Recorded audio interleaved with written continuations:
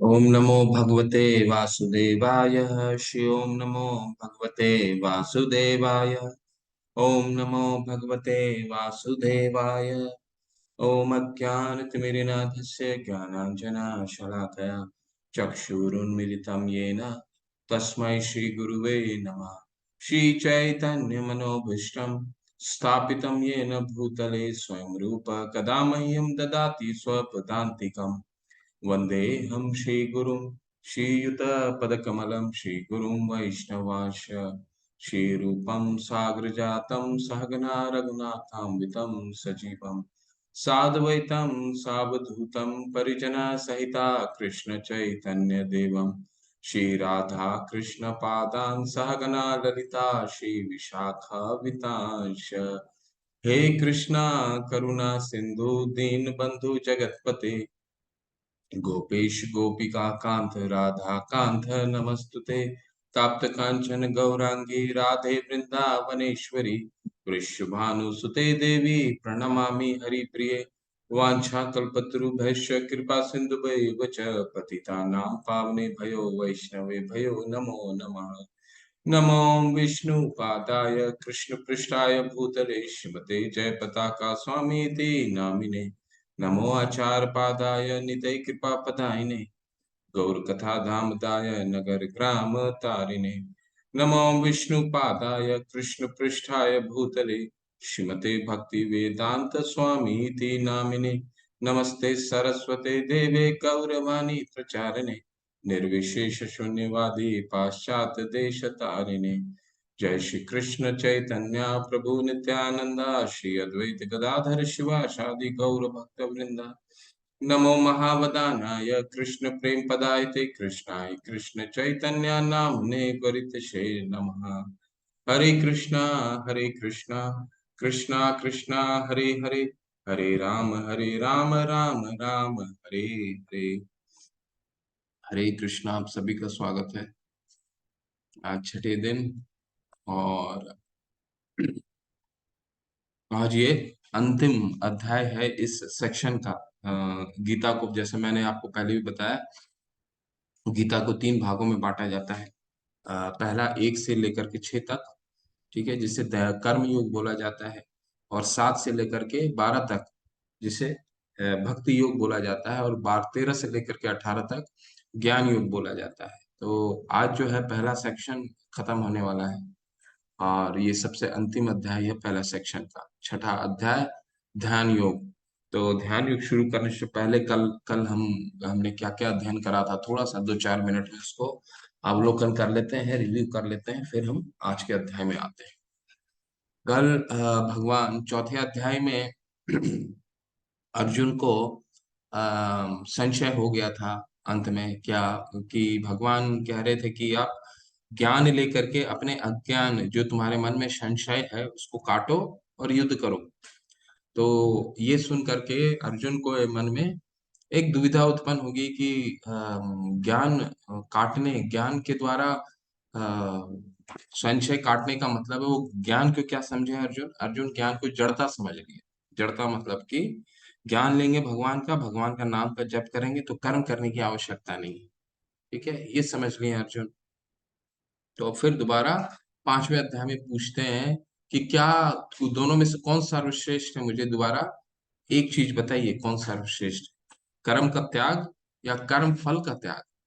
तो भगवान बताते हैं क्या, कर्म संन्यासात कर्म योग विशिष्यते, यानी कर्म संन्यास से कर्म योग विशिष्यते है। ऐसा क्यों बताते हैं? क्योंकि तीसरे अध्याय में भी भगवान ने बताया कि तुम संन्यास तभी ले सकते हो जब तुम्हारा हृदय शुद्ध हो। नहीं तो क्या हो जाएगा, इंद्रियार्थान विमूढ़ आत्मा मिथ्याचार से उच्चते, तुम मिथ्याचारी कहलाओगे। क्योंकि तुम कहीं जा करके आर्टिफिशियल तरीके से अपने इंद्रियों को तुमने कंट्रोल कर लिया, हिमालय में चले गए, चाहे कहीं ऐसे स्थान तुमने चुन लिया जहाँ पे बिल्कुल सुनसान वीरान है। हो सकता है तुम्हारी इंद्रियां नियमित हो गई। क्यों नियमित हो गई? क्योंकि कुछ इंद्रिय तृप्ति के लिए कोई चीज ही नहीं। अब हिमालय में चले जाएंगे तो कहीं कुछ मिलेगा ही नहीं इंद्रिय तृप्ति के लिए, तो अपने आप ही स्वतः कंट्रोल हो जाता है। परंतु ऐसा व्यक्ति जिसका हृदय शुद्ध नहीं है, वो दोबारा अगर जैसी इंद्रिय तृप्ति की भोग वस्तु को देखेगा दोबारा इंद्र तृप्ति की प्रवृत्ति जाग जाएगी। अब जैसे भरत महाराज की जागी, जबकि वो कितने भगवान के बड़े भक्त थे, शुद्ध भक्त थे, परंतु उनकी आसक्ति की हिरण के बच्चे पे हो गई। ठीक है, तो ऐसे भगवान बताते हैं दोनों अच्छा है, लेकिन उसमें क्या है, पतन के चांसेस हैं, गिरने के चांसेस हैं, क्योंकि हृदय अगर शुद्ध नहीं होगा तो तुम्हारा पतन हो जाएगा। कर्म कर्म फल जो है वो सर्वश्रेष्ठ है। ठीक है। और इसके बाद बहुत सुंदर से एक बताते हैं कि अगर इसको हमें ये ज्ञान हो जाता है, भगवान बताते हैं अगर तुमको ये ज्ञान हो जाता है कि कर्म का फल ही, कर्म फल का त्याग जो है वो सर्वश्रेष्ठ है, तो ऐसे व्यक्ति की पहचान कैसे किया जा सकता है? ऐसा व्यक्ति का पहचान ऐसे किया जा सकता है कि वो हर हर जीव को भगवान के अंश के रूप में देखता है। ठीक है। चाहे वो विद्या विनय संपन्ने ब्राह्मणी कवि हस्तनि सुनी चैव शपाके च पंडिता समदर्शिने। तो वो एक ब्राह्मण को, चंडाल को, कुत्ता को, सबको एक भगवान के अंश के रूप में देखता है, क्योंकि वो सबसे शुद्ध भक्त हो गया है। ठीक है। और इसके बाद भगवान वहां पे दो और बहुत महत्वपूर्ण श्लोक बताते हैं 5वें अध्याय का। एक है कि जो चीज हम जिस चीज पे हमें हमारी आसक्ति होती है वही हमारा दुखों का कारण होता है। अब जैसे मैंने कई उदाहरण भी आपको कल दिया था कि कई लोगों को खाने का बहुत शौक होता है, तो कुछ ऐसी चीजें खा लेते हैं जिसके कारण हमारा स्वास्थ्य खराब हो जाता है। ठीक है। तो और उसी तरह हमने देखा क्या कि कुछ जो बिजली से उत्पन्न होते हैं कीड़े, वो बिजली उनको बहुत प्रभावित करती है, आसक्त होते हैं बिजली से, उनके पास जाते हैं और उनको अगले दिन देखेंगे आप कि वो मृत पाए जाएंगे। चाहे हिरण का भी उदाहरण था। ठीक है। तो इसी तरह जो चीज से हमारी आसक्ति होती है उसी चीज से अ, दुखों का कारण बनता है। और बुद्धिमान मनुष्य, अर्जुन भगवान बताते हैं, बुद्धिमान मनुष्य इन चीजों में भाग नहीं लेता। और सबसे अंत में भगवान क्या बताते हैं, सबसे महत्वपूर्ण श्लोक 5.29, जो शांति सूत्र है, भोक्ताराम यक तपसाम सर्वलोक महेश्वरम सुहृदय सर्वभूतानाम ज्ञात्वा माम शांति मृच्छति। भगवान में चार चीजें होती हैं बहुत महत्वपूर्ण, अगर वो हम जान गए तो हमारा जीवन बहुत ही अच्छा कटने वाला है। कैसे? भगवान सभी के भोक्ता हैं, हम भोक्ता नहीं है। ठीक है। परीक्षार्थी हैं, हम स्टूडेंट हैं, तो हम परीक्षा दे रहे हैं, तो अपने आप को सफलता और असफलता का कारण हम नहीं मान सकते, भगवान उसके सफलता और असफलता के कारण है। ठीक। ठीक। भोक्ताराम यज्ञ तपसाम, सारे यज्ञों और तपस्याओं को भोक्ता भगवान है, हम नहीं। हम अपने काम में बहुत मेहनत करते हैं, बाकी हमारी तरक्की होती है नहीं होती है ये हमें सोचने का आवश्यकता नहीं है। सोचिए कितना हम शांत हो जाएंगे जब ये हमें पता चल जाएगा कि हम भोक्ता है ही नहीं। आधा परेशानी हमारी यही खत्म हो जाती है। इसके बाद भगवान क्या बोलते हैं, सर्वलोक महेश्वरम, हम राजा नहीं है, भगवान सब ईश्वरों के भी ईश्वर है, महा ईश्वर है। ठीक है। और जो तीसरा सबसे महत्वपूर्ण चीज है, हमें जो भगवान देते हैं वो हमारे लिए सबसे अच्छा होता है। हम भगवान को कभी ये नहीं बोलना चाहिए मैंने इतनी पूजा की भगवान आपने तो दिया नहीं। जो हमें दे रहे हैं वो सबसे सर्वश्रेष्ठ है। सुहृदय सर्वभूता नाम, भगवान हमारी सबसे बड़े शुभचिंतक हैं। ठीक है। हम जिस स्थिति में आज हैं, हम पूर्ण हैं, हम अपने आप में कंप्लीट हैं भक्ति करने के लिए। हमें ये नहीं करना है कि हमें ये कर लेंगे इतना और धन प्राप्त हो जाएगा, इसको ये इतना प्राप्त हो जाएगा तो फिर हम भक्ति शुरू करेंगे, नहीं। हम आज जो करंट स्टेटस में हम लोग सारे लोग बैठ के सुन रहे हैं, इस करंट स्टेटस में भी हम अपने आप में पूर्ण हैं। भगवान कहते हैं पूर्णमिदम पूर्ण ओम पूर्णमदः पूर्णमिदम पूर्णात पूर्णमुदच्यते।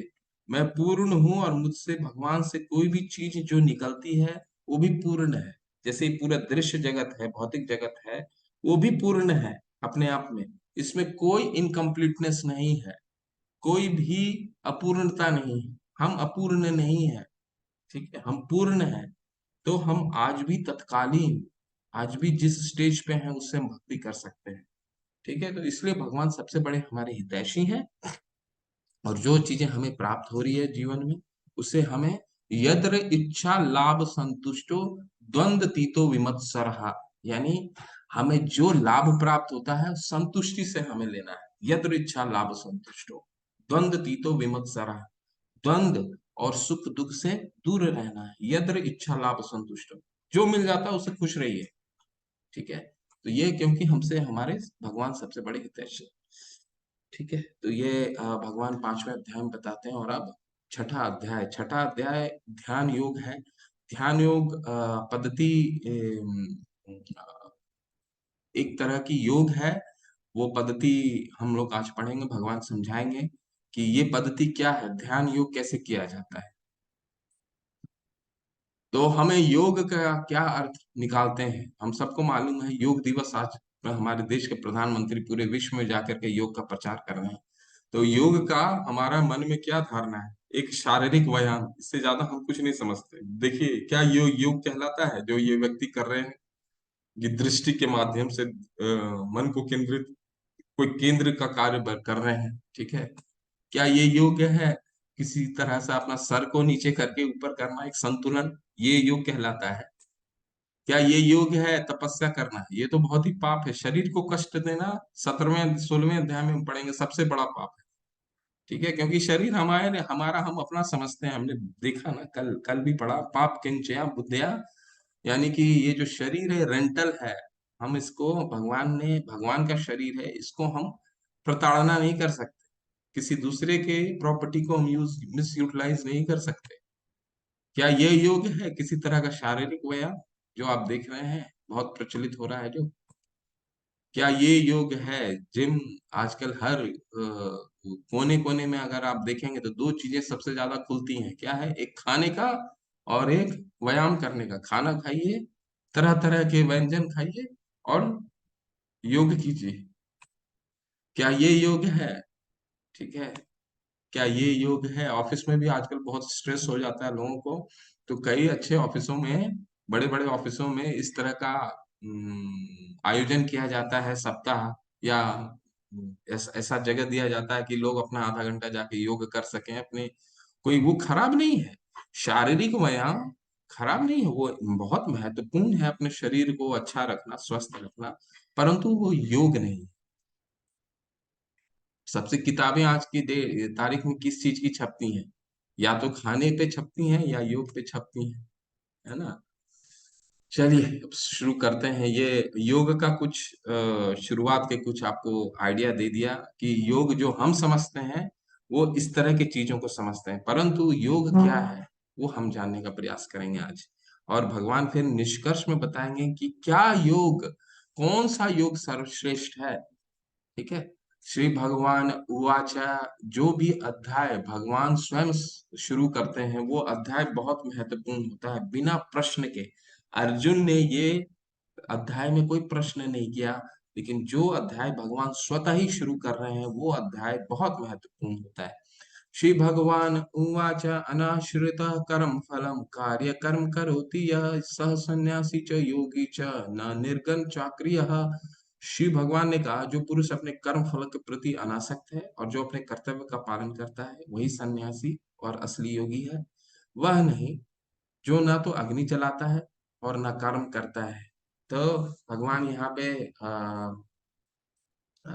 उसके बारे में बताते हैं कि जो कर्म फल को त्याग करता है, अपने कर्तव्य का पालन करते हुए फल का त्याग करता है, वही सन्यासी है।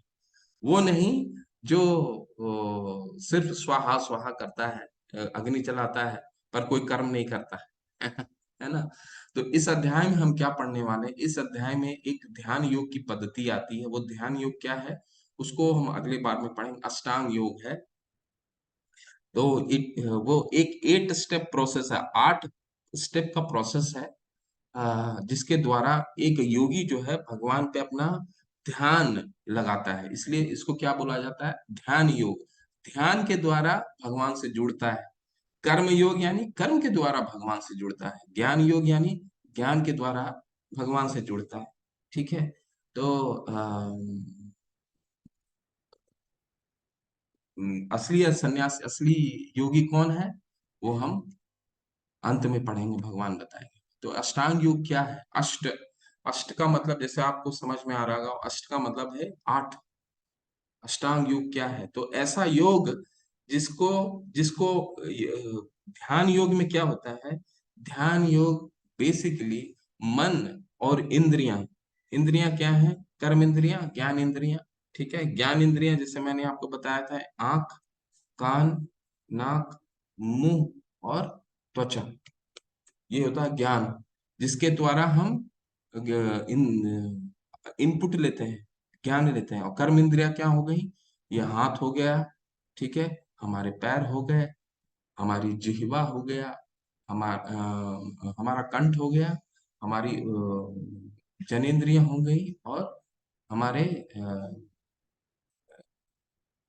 हमारी जनेंद्रियां, और अ, हमारे जहां से हम हाँ, हमारी गुदा। तो ये 5 चीजें जो हैं, ये हमारी, जिसके द्वारा हम कर्म करते हैं। ठीक है, तो ये इंद्रियों को नियमित करना और मन को संयमित करना, यही है अष्टांग योग। ठीक है, तो 8 स्टेप प्रोसेस है, 8 पद्धतियां हैं। उसमें क्या क्या आता है? समाधि, यम, नियम, आसन, प्राणायाम, प्रत्याहार, धारणा और ध्यान और समाधि। सब समाधि जो है सबसे परम है, सबसे उच्च तो फाइनल फाइनल स्टेज है। ठीक है, वो यम से शुरू होता है, यम, नियम, आसन। ठीक है, प्राणायाम, हम हमारी जो योग की सोच है वहीं आके रुक जाती, प्राणायाम तक। प्राणायाम के बाद हम योग क्यों नहीं जानते। तो एक एक चीज समझते हैं, बहुत संक्षिप्त में समझेंगे कि ये क्या क्या है। यम क्या होता है? यम क्या मतलब होता है? डोंट्स। उसे एक एकांत जगह में अकेले रहना चाहिए और हमेशा अपने मन को नियंत्रित करना चाहिए। यानी कि डोंट्स नहीं, डूज, जिस जो हमारे लिए करने के लिए जो ध्यान योगी जो होते हैं, योगी जन जो होते हैं, उनको जब तक एक एकांत स्थान नहीं मिलेगा, भीड़ भाड़ इलाके में कैसे ध्यान एकाग्र करेंगे? तो एक पहले तो स्थान चुन लें, है ना, पूरा एकाग्र करने के लिए स्थान चुन लें। तो वो हो जाता है यम। नियम क्या होते हैं? क्या नहीं करना है। ठीक है, क्या नहीं करना है योग के द्वारा? तो क्या क्या नहीं कर सकते हैं? युक्त आहार विहारस्य युक्त चेष्टस्य कर्मसु। ना ही युक्त आहार, यानी ना ही ज्यादा खाना खाना है, ना ही ज्यादा कम खाना खाना है। युक्त आहार विहारस्य, विहारस्य क्या क्या मतलब होता है? आमोद प्रमोद, इंटरटेनमेंट की चीजें ज्यादा नहीं देखनी है। युक्त चेष्टस्य कर्मसु, ज्यादा चेष्टा नहीं करना है, कोई चीज के लिए ज्यादा प्रयास नहीं करना है। ठीक है, युक्त स्वप्न बोधस्य योगो भवति दुखा। ये ध्यान योग का एक प्रगत प्रणाली है, जिसमें नियम आता है। नियम के बारे में मैं बता रहा हूँ कि क्या चीज एक ध्यान योगी नहीं करता, ना ज्यादा खाता है, ना ज्यादा कम खाता है, ना ज्यादा सोता है, ना कम सोता है। ठीक है, और किसी चीज के लिए प्रयास नहीं करता। ये डोंट्स हो गए। फिर आसन क्या है? जमीन पर कुशा घास बिछाए और फिर उसे एक हिरन के खाल से कवर करे। आसन ना तो बहुत ऊंचा होना चाहिए और ना ही नीचा होना चाहिए। वो पवित्र स्थान पर नीचा होना चाहिए और पवित्र स्थान पर स्थित होना चाहिए। कि किसी व्यक्ति के शरीर, गर्दन और सिर को एक सीधे में रखना चाहिए और नाक के नोक पर लगातार घूरना चाहिए। तो आसन क्या होता है? आसन होता है कि वो क्योंकि लंबी, ध्यान योग में क्या होता है, आपको लंबा बैठना पड़ता है। जैसे पुराने सतयुग के समय में ध्यान योग जो था, योग जो मेडिटेशन जो था, वही हम आज पढ़ेंगे। उसके मेडिटेशन था, वही उस युग का युग धर्म था सतयुग में। तो 10-10 हजार साल लोग योग करते थे, 10,000 years। ठीक है, 10-10 हजार, कदर्म मुनि ने 10,000 किया था। हिरण्यकशिपु जिसकी तस्वीर आप देख रहे हैं यहाँ पे, जिसका लगा हुआ है, इसके पूरे दीमक लग गए थे इसके शरीर में। ब्रह्मा जी को तपस्या कर रहा था ये। ठीक है, जो प्रहलाद महाराज के पिता हैं, वो ब्रह्मा जी की तपस्या कर रहा था और पूरा दीमक शरीर में लग गया था, सारा शरीर का मांस निकल गया था। ठीक है, तो आसन इतना लंबा लंबा बैठना रहता है ताकि वो एक अच्छा स्थान, ना ही ऊंचा ना ही नीचा होना चाहिए। हिरन का खाल यूज किया जाता था। क्यों ऐसा है? क्योंकि हिरन का खाल सॉफ्ट होता था और जंगल में काफी जो शेर वेर मार दिया करते थे हिरन को, उनके खाल जो मिल जाते थे, तो वो काफी अच्छा होता है आसन। फिर प्राणायाम। प्राणायाम क्या होता है हमारे शरीर में? प्राणायाम जो हम समझते हैं, जो रामदेव बाबा ने वो किया है, वो नहीं है प्राणायाम। प्राणायाम प्राणायाम प्राणायाम क्या है? वो प्राणायाम का छोटा सा भाग है। प्राणायाम हमारे शरीर में 10 तरह के वायु होते हैं। उन वायु को कंट्रोल करना, ठीक है? अपान वायु, जो ऊपर के कई ऊपर की तरफ जाते हैं, कहीं नीचे की ओर आते हैं। फिर अपने ध्यान, अपने ये मध्य, ये जो भवें होते हैं उसके मध्य में अपने वायु को केंद्रित करते हैं अपने ध्यान के द्वारा। इससे क्या होते हैं, वो लोग अपनी, जो योगी जन होते हैं, वो अपनी उम्र बढ़ाते हैं। तो इसको प्राणायाम बोला जाता है, हवा शरीर के वायु को कंट्रोल करना। ठीक है, इसके बाद आता है प्रत्याहार। प्रत्याहार प्रत्याहार क्या होता है? प्रत्याहार में भौतिक अस्तित्व की समाप्ति हो जाती है, त्याग देते हैं। ठीक है, जो अपना स्टेटस है वो त्याग देते हैं। जैसे अम्बरीश महाराज थे। महाराज क्या है, राज्य को छोड़ना पड़ता है, मतलब अपना जो स्टेटस को है। तो अम्बरीश महाराज जो थे बहुत भौतिक जगत के से ये थे, छोड़ दिया था उन्हें। अपना भरत महाराज ने भी क्या किया, अपना सारा राज्य छोड़ दिया था, त्याग दिया था कि जंगल में जाके भगवान के प्रति साधना करेंगे, ध्यान करेंगे। ठीक है ना? तो इसको प्रत्याहार बोला जाता है। इसके बाद आता है धारणा। उसकी मानसिक गतिविधियों के अनुशासित करता है और पारलौकिक स्थिति हो जाती है। सभी भौतिक इच्छाओं से रहित उसे योग प्राप्त करने के लिए कहा जाता है। फिर आता है धारणा। अब वो एक चित्त हो जाता है, शांत हो जाता है, भगवान पे अपना चित्त एकाग्र करना शुरू करता है। इसके बाद का प्रोसेस ध्यान है। अब ध्यान में क्या है, जैसे पवन रहित स्थान पर दीपक टिकता है, उसी तरह पारलौकिक व्यक्ति जिसका मन नियंत्रित रहता है, वो अपने ध्यान से हमेशा स्थिर रहता है, वो अब स्थिर हो जाता है। भगवान अपना चित्त लगाता है और स्थिर हो जाता है। ठीक उसी तरह जैसे दीपक होता है ना, उसको हवा भी दीजिएगा, कभी कभी दीपक ऐसी जगह रह जाता है कि वो बुझता नहीं है। उसी तरह कहने का एक संदर्भ जोड़ने का प्रयास कर रहे हैं कि ध्यान ऐसी अवस्था है कि किसी भी तरीके से उसको विचलित करने की, योगी को विचलित करने की कोशिश कीजिएगा, वो विचलित नहीं होगा। और इसके बाद सबसे अंत में, सबसे बड़ी कठिनाई के बीच स्थिर रहता है, वह वास्तव में भौतिक संपर्क से तथा सभी दुखों से वास्तविक स्वतंत्रता है। अब उसे परमात्मा का दर्शन होता है। ये सबसे एंड प्रोसेस है। ठीक है, समाधि। अब वो भगवान को वहां पे देख पाता है। यही एक प्रोसेस है जहां पे सिद्धियां, लोग कई आप देखते हैं ना, सिद्धि पुरुष होते हैं, सिद्ध हो जाते हैं, कई योगी जन सिद्ध हो जाते हैं। आप कई चमत्कारी लोगों को देखते होंगे ना कि उड़ ऐसे 8 तरह की सिद्धियां होती हैं। जो योगी जन क्या है, समाधि के स्तर पे आता है तो योगी जन अपने शरीर को हल्का कर लेता है, पानी में चल सकता है। कई लोगों को आपने देखा होगा ना, जो मैजिशियंस जो होते हैं वो भी इसी तरह के होते हैं। उनका कैटेगरी का नाम याद नहीं आ रहा है मुझे, बट वो भी एक सिद्ध पुरुष होते हैं, सिद्धि प्राप्त करते हैं। झटके में आप कई सिद्धि पुरुष को देखे होंगे कि कभी किसी ने माला ले लिया, सोने की चेन लेके आ जाते हैं। ये सब क्या, सिद्ध पुरुष है। तो उसमें एक प्रोसेस है जहां पे वहां पे पतन हो जाता है समाधि में। अगर वो भगवान को देख पा रहे हैं तब तक तो ठीक है, लेकिन अपने आप में सिद्धि, कई लोग क्या होता है, सिद्धि करने के लिए समाधि ध्यान योग करते हैं। ठीक है, तो ये 8 स्टेप प्रोसेस है। दोबारा इसको रिवाइज कर देते हैं आपके लिए। इसको चक्र को याद रखिएगा। यम यानी कि क्या करना है, शांत एरिया चुनना है जहाँ पे वो ध्यान योगी योगी करते हैं। नियम, ना ज्यादा खाना है ना ज्यादा कम, डोंट्स जो होते हैं। ठीक है, आसन, एक पोस्चर में बैठते हैं, अच्छा जगह चुनते हैं। प्राणायाम, अपने सांसों को कंट्रोल करते हैं। प्रत्याहार मतलब अपनी जो भी भौतिक उसकी आसक्ति होती है, धारणा होती है, स्टेटस होता है, उसको त्यागते हैं। फिर धारणा, धारणा का मतलब है अब भगवान पे अपना चित्त एकाग्र कर रहे हैं। और ध्यान, अब वो भगवान पे बिल्कुल वहां, अब इनको कोई डिस्टर्ब, कोई कुछ चीज इनको विचलित नहीं कर रहा है। ध्यान और समाधि, पूर्ण समाधि, यानी भगवान को अब परमात्मा के रूप में वो देख पाते हैं। तो ये है अष्टांग योग। यहीं तक है अष्टांग योग, नहीं हम सीखना है। अब ये देखना व्यवहारिक है कि नहीं, प्रैक्टिकल है कि नहीं। क्या आप इस योग प्रणाली को आजमाने के लिए तैयार हैं? तो ये हमारे बीच का चर्चा है, क्या इस योग प्रणाली को हम आजमा सकते हैं?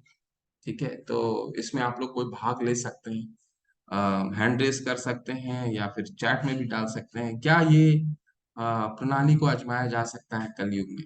आप लोग बताइए। ठीक है, जो पहली बार सुन रहे हैं वो पार्टिसिपेट कीजिए, क्योंकि भक्ति में कुछ गलत और सही और गलत नहीं होता। ठीक है, सारे सभी सही हैं, तो हमें प्रयास करना चाहिए।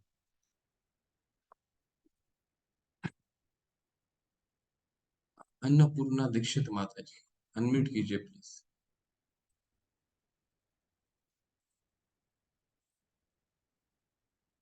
माता जी अनम्यूट कीजिए, क्या बोलना चाहते हैं?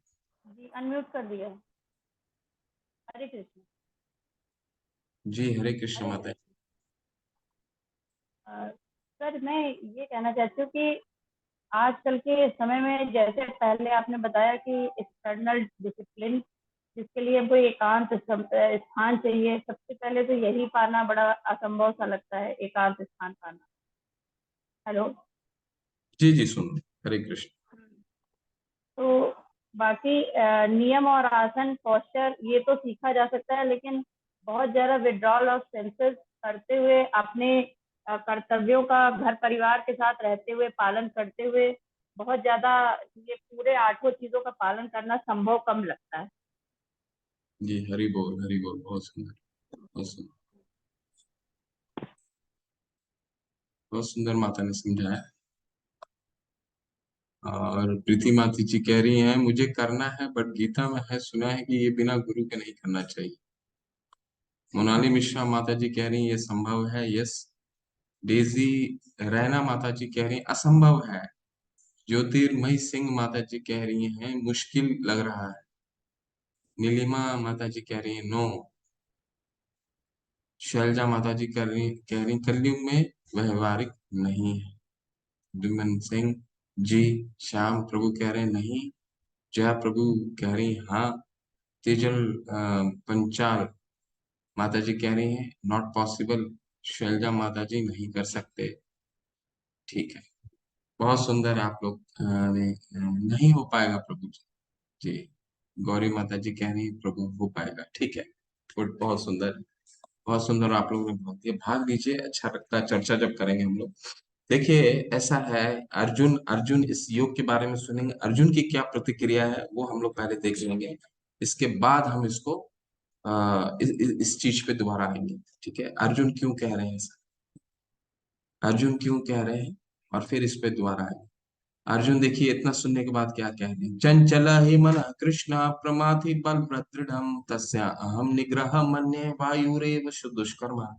हे कृष्ण, चूंकि मन चंचल और अस्थिर है, उच्छृंखल है, हठीला तथा अत्यंत बलवान है, अतः मुझे इसे वश में करना वायु को वश में करने से भी अधिक कठिन लगता है। तो कितने कितने कठोर शब्द अर्जुन ने कहा। अर्जुन ने तो एक बार को वायु को भी थाम लिया था ना युद्ध में। तो क्या अर्जुन कह रहे हैं कि मन को रोकना वायु को रोकने से भी बहुत मुश्किल है इस कलयुग में आने वाले समय में। अर्जुन हमारा प्रतिनिधित्व कर रहे हैं, और अर्जुन ऐसी बातें कह रहे हैं जो कि 13 साल 12 साल की तपस्या और वनवास और 1 साल का ज्ञातवास में पूर्ण रूप से तपस्या किया उन्होंने बिना सोए हुए। ठीक है, गुडाकेश कहते हैं उनको, ऐसा महापुरुष। वो कह रहे हैं कि ये इसको हमारे चंचल को मन को स्थिर करना बहुत मुश्किल है। वायु को तो पकड़ सकते हैं, पर मन को नहीं पकड़ सकते। तो ये तो अर्जुन ने कह दिया। ठीक है, तो इसको व्यवहारिक रूप से हम देखते हैं, इसके बाद इस श्लोक में दोबारा है। देखिए, आप लोगों ने सब लोगों ने बहुत अच्छा किया, और माता जी ने बहुत अच्छे से समझाया कि इस कलयुग में इसे करना व्यवहारिक नहीं लगता। उसका कारण ये है कि इस पद्धति को करने के लिए बहुत लंबी उम्र चाहिए। तो हमारी तो उम्र ही बहुत कम हो गई है ना, अल्प आयुष, हम तो बहुत अल्प हो गए हैं। हमारी आयु जो है बहुत कम हो गई है। ठीक है, 70 72 75 हमारा मोर्टेलिटी रेट है। ठीक है, यही हमारा जो इसी में 72 75 ही हमारा, तो ये तो बहुत उम्र ही कम होती है ध्यान योग के लिए। दूसरा, जैसे माता जी ने बताया, आज की तारीख में एक ऐसी जगह मिलना हमारे लिए ढूंढना बहुत मुश्किल है जहाँ पे शांत वातावरण मिल सके। ठीक है, अभी सारे जो धार्मिक स्थल हैं वो इतना क्राउडेड हो गया है कि वहां पे मन को एकाग्र करना अत्यंत मुश्किल है। तीसरी जो महत्वपूर्ण है वो है पूरे इस कलयुग में गृहस्थ सबसे ज्यादा है, और गृहस्थों के लिए ये पद्धति को अपनाना बहुत मुश्किल है। माताओं के लिए, बच्चों के लिए तो अत्यंत कठिन है। ठीक है, तो ये कुछ कुछ कारण हो सकते हैं जिसके कारण ये व्यवहारिक नहीं लगता है। ठीक है, और अर्जुन इस चीज की पुष्टि कर रहे हैं कि ये मन को पकड़ना बहुत मुश्किल है प्रभु, ऐसा लग रहा है, वायु के भी पकड़ने से भी मुश्किल है। ठीक है, भगवान इनको कैसे समझाते हैं वो देखिए। श्री भगवान उवाच असंशय महाबाहो मनोदु निग्रहम चलम अभ्यासेन तु कौन्तेय वैरागेन च गृह्णते। भगवान श्री कृष्ण ने कहा, हे महाबाहु कुंती पुत्र, निसंदेह चंचल मन को वश में करना अत्यंत कठिन है। तो भगवान अर्जुन की हाँ में हाँ मिलाते हैं। पहले अर्जुन ने क्या कहा? अर्जुन ने कहा चंचला ही मना कृष्णा प्रमाथि बलवृत दृढ़, कि प्रभु मन चंचल है। ठीक है, प्रमाथी है, प्रमाथी मतलब दृढ़ है, एक बार जो ठान लेता है वही करता है मन। अगर मन मेरा मित्र नहीं हुआ तो जो मन चाहता है वही करता है। ठीक है, बलव्रत दृढ़म, चंचला ही मना कृष्णा प्रमाथी है, प्रमाथी भी है। ठीक है, और मतलब दृढ़ रहता है, अब जो ठान लिया वही करता है। बल और बलपूर्वक जितना भी आप खींचना चाहिए वो नहीं खींचे, उसको पकड़ के लाना बहुत मुश्किल है, बहुत ही बलवान है। प्रभु भगवान कह रहे हैं तुम ठीक कह रहे हो अर्जुन, ये मन तो बहुत चंचल है, लेकिन अब इसका उपाय है। मन को कंट्रोल करने का उपाय है। क्या उपाय है? ये उपाय हम सबको अपने जीवन में उतारना है, जो भगवान हमें समझा रहे हैं। ये उपाय बहुत ध्यान से सुनिए। अभ्यासेन तू कौन्तेय वैराग्येन च गृह्णति। अर्जुन, तुमको अभ्यास के द्वारा और वैराग्य के द्वारा इसे नियमित किया जा सकता है। अभ्यासेन तू कौन्तेय, अभ्यासेन का क्या मतलब है? हरे कृष्णा कृष्णा कृष्णा हरे हरे, हरे राम राम राम हरे हरे। हमारा मन भटक गया कि कल हमने, हमारा घर में ये काम हो रहा है, हमारे घर में पेंटिंग हो रही है, कल काम वाला आया, काम वाला नहीं आया, ऑफिस में ये हो गया, ऑफिस में ये हो गया, ऑफिस में इतनी चीजें आई हैं, स्टूडेंट सोच रहा है कि 2 दिन के बाद होमवर्क करना है, फिर टेस्ट आने वाला है। ये एंग्जाइटी जब हमारे कृष्णा कर रहे हैं तो सारा घूम रहा है। ठीक है, अब भगवान क्या कह रहे हैं? भगवान कह रहे हैं कि तुम्हारा मन को जहां जा रहा है, अपने अभ्यासेन तू कौन थे, अभ्यास के द्वारा खींच के लेके आओ। ततस्ततो नियमित ऐतत आत्मा ने वंशा नहीं, उसको पकड़ पकड़ के खींच खींच के लेकर के आओ, खींच करके लेके आओ, और फिर उसका अभ्यास करो। ठीक है, उसका अभ्यास करो। उस अभ्यास के द्वारा तुम वैराग्य को पाओगे, और फिर ये यही एक तरीका है। ठीक है, ततस्ततो नियमैतैतत् आत्मने वंशनयेत्। ठीक है, और वो कैसे कर सकते हैं? श्रवण कीर्तन 9 विधि बताए हैं प्रहलाद महाराज ने। अगर भगवान के नाम पे चित्त एकाग्र करना है तो वो 9 विधि को हम लोग को फॉलो करना होगा। वो क्या है? श्रवणम कीर्तनम विष्णु स्मरणम पाद सेवनम अर्चनम वंदनम दास्यम साख्य आत्मनिवेदनम। श्रवण श्रवण करें, कीर्तन करें, भगवान के पाद सेवन करें, स्मरण करें, अर्चना करें, वंदनम दास्यम साख्य आत्मनिवेदनम। कोई भी एक पकड़ लीजिए। श्रवण कर रहे हैं, जैसे आप कर रहे हैं श्रवण, कोशिश कीजिए श्रवण के माध्यम से ही हम अपने मन को एकाग्र कर सकें। ठीक है, हरे कृष्ण का महामंत्र कर रहे हैं तो सुनने का प्रयास कीजिए। ठीक है, और वैराग्य कैसे आएगा? वैराग्य ऐसे आएगा कि जो समय हम दूसरे चीजों के लिए व्यर्थ करते हैं, उसमें कुछ ना कुछ हम अपनी भगवान की कथाओं का श्रवण करें, कोई लेक्चर सुने, कोई किताब का, भगवत गीता का पठन करें, तो हम क्या होगा, हमारा वैराग आएगा, कृष्ण के प्रति लगाव आएगा, और भौतिक जगत से हमारा थोड़ा सा वैराग उत्पन्न होगा। अभी ये चीजें आ रही है टीवी में देखने के लिए, ठीक है, लेकिन वो चीज को हम यूटिलाइज अगर अच्छे जगह करें तो हमारा वैराग होगा। ठीक है, बहुत सुंदर ये सब प्रसंग है। मन दोस्त है या दुश्मन है, तो ये पहले पढ़ लेते हैं।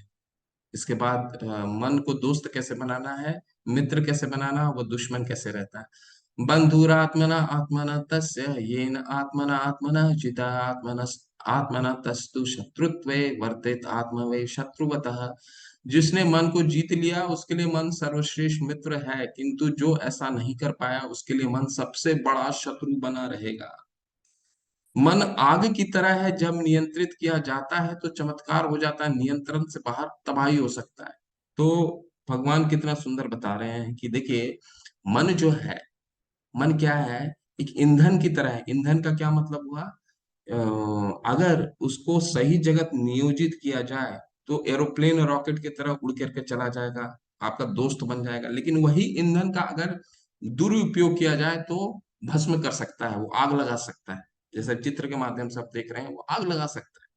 तो मन, मन क्या है? मन एक ड्राइवर है। आप जैसे एक गाड़ी में बैठे हुए हैं, ठीक है, और गाड़ी में आप पीछे बैठे हुए हैं, मन ड्राइवर है। अगर आपने मन को अपना करने दे दिया तो उस गाड़ी को जहां भी ले जाना चाहेगा वो अपने मन से लेकर चला जाएगा, ठीक है। और आपने नियमित किया, आपने संचालित किया उसको, तो वो आपको आपके अनुसार लेकर के जाएगा। तो मन को हमें नियमित करना है, ठीक है। मन को जीतना है। कैसे जीतना है? अब जैसे 7 बजे की हमारी क्लास है, तो हम अपने कई कार्य होते हैं हमारे भौतिक जगत में, हम हमारे जो डे टू डे बहुत सारे कार्य होते हैं जो हम फंस जाते हैं, कहीं अटेंड नहीं कर पाते हैं। तो अगर मन को हमने मित्र बना लिया तो हर चीज को हम उसी तरह रेगुलेट कर देंगे, हर चीज को उसी तरह अपने आप को बांध लेंगे, ताकि हम वो 7 बजे की क्लास को हम 1 घंटे भगवान का श्रवण कर सके। तो मन हमारा मित्र हो गया, है ना। और उसी को आप छोड़ दीजिएगा तो वो 7 बजे का, तो आपको, आप सोचेंगे क्या, हम लोग सभी लोग ऐसा, हम लोग सबका धारणा रहता है कि हम लोग वीडियो देख लेंगे, वीडियो आएगा। लेकिन वो क्या होता है, रिकॉर्डिंग भी हमारा मिस हो जाता है कभी कभी, क्योंकि हमारा मन को अगर नियमित कर पाते तो हम लाइव भी देख लेते, और नहीं नियमित कर पाएंगे तो हम अगर वीडियो भी देखना चाहेंगे तो हमारा वो दिमाग से निकल जाएगा या समय नहीं मिल पाएगा। ऐसा होता है, ठीक है। अब एक बहुत छोटी आपको कथा सुनाता हूँ, कहानी सुनाता हूँ। एक क्या होता है, बहुत बचपन से ही एक लड़का होता है, वो बहुत एथलीट, स्पोर्ट्समैन, स्पोर्ट्स पर्सन रहता है, बहुत ही खेल कूद में बहुत रोचक रहता है और बहुत अच्छा खेलता है बचपन से। और जब बड़ा होता है तो उसकी रुचि जो है एडवेंचर स्पोर्ट्स पे बहुत हो जाती है, पहाड़ चढ़ना और पहाड़ों से कूदना, जो होता है ना, बंची जंपिंग हो गया, माउंटेन क्लाइंबिंग हो गया, बहुत सारे होते हैं। तो उसने क्या किया, माउंटेन क्लाइंबिंग का उसको शौक पड़ा, शौक था, बहुत अच्छा चढ़ता था। उसने हिमालय की हिमालय की चोटी का, हिमालय चढ़ना शुरू किया। तो जब बीच रास्ते में पहुंचा जहाँ पे लगभग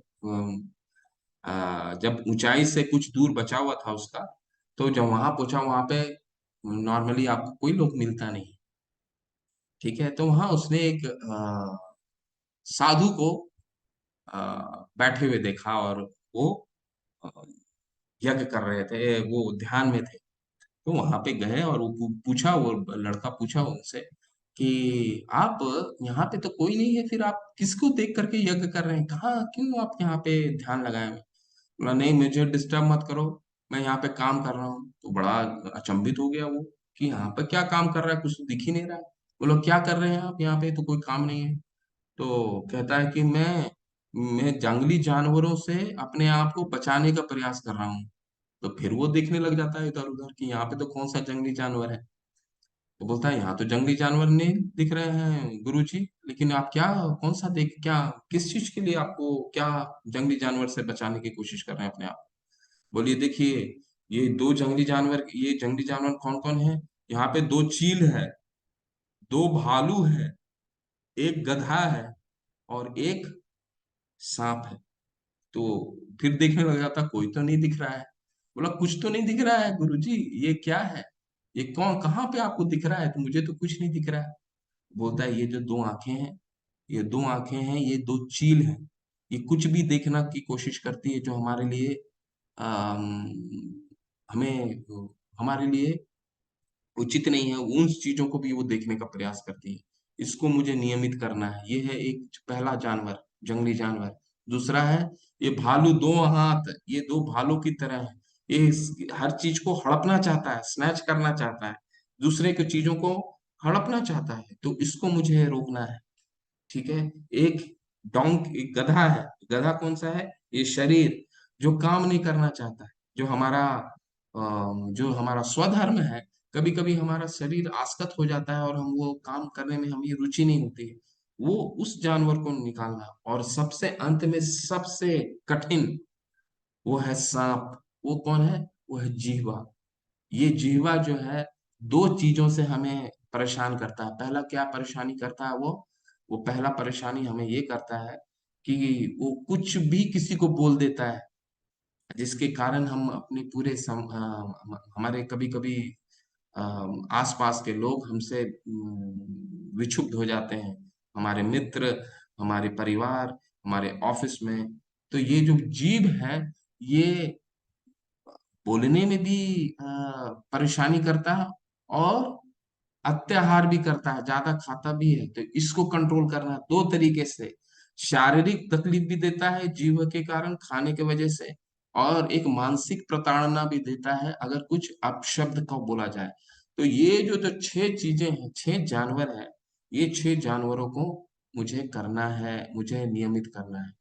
दो आंखें, दो हाथ, एक शरीर, और एक जीवा।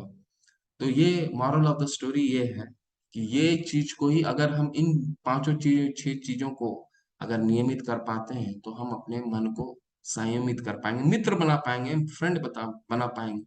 ठीक है। आप कई लोगों को आपने देखा होगा कि कई छात्र को देखा होगा जो अपने जो लोग बहुत छात्र ही नहीं, कई लोग अपने जीवन में बहुत दृढ़ रहते हैं। एक एक वो जीवन को उद्देश्य को चुन लेते हैं, बहुत दृढ़ रहते हैं, वो पा भी जाते हैं वो उद्देश्य को। क्यों? क्यों? उन्होंने मन को मित्र बना लिया। अगर 6 बजे उठ के पढ़ाई करनी है, तो निश्चित रूप से 6 बजे उठ करके पढ़ाई करते हैं। 5 बजे उठ करके अगर उन्हें मंगल आरती करनी है, 5 बजे उठ के, क्योंकि मन को उन्होंने मित्र बना लिया। उनको मालूम है कि उद्देश्य क्या है जीवन। ठीक है। चलिए अब आगे बढ़ते हैं। बहुत सुंदर है ये। अब अर्जुन का मन में ये प्रश्न आ रहा है कि उनकी गति क्या होगी भगवान, वो बताइए। जो अ, जिन्होंने भक्ति की है, लेकिन भक्ति में कहीं ना कहीं उनका पतन हो गया है, उनके साथ उनका क्या होता है? भक्ति तो स्टार्ट किया है, तो लेकिन कुछ कहीं ना कहीं उनका पतन हो गया है। तो भगवान इसको दो कैटेगरी में डिवाइड करते हैं। एक, जो छोटे अल्पकालीन के लिए भक्ति करते हैं, थोड़े समय के लिए भक्ति करते हैं, फिर उनका मन तंग हो जाता है, फिर वो भौतिक जगत में वापस वही काम करने लगते हैं। ठीक है, एक तो वो।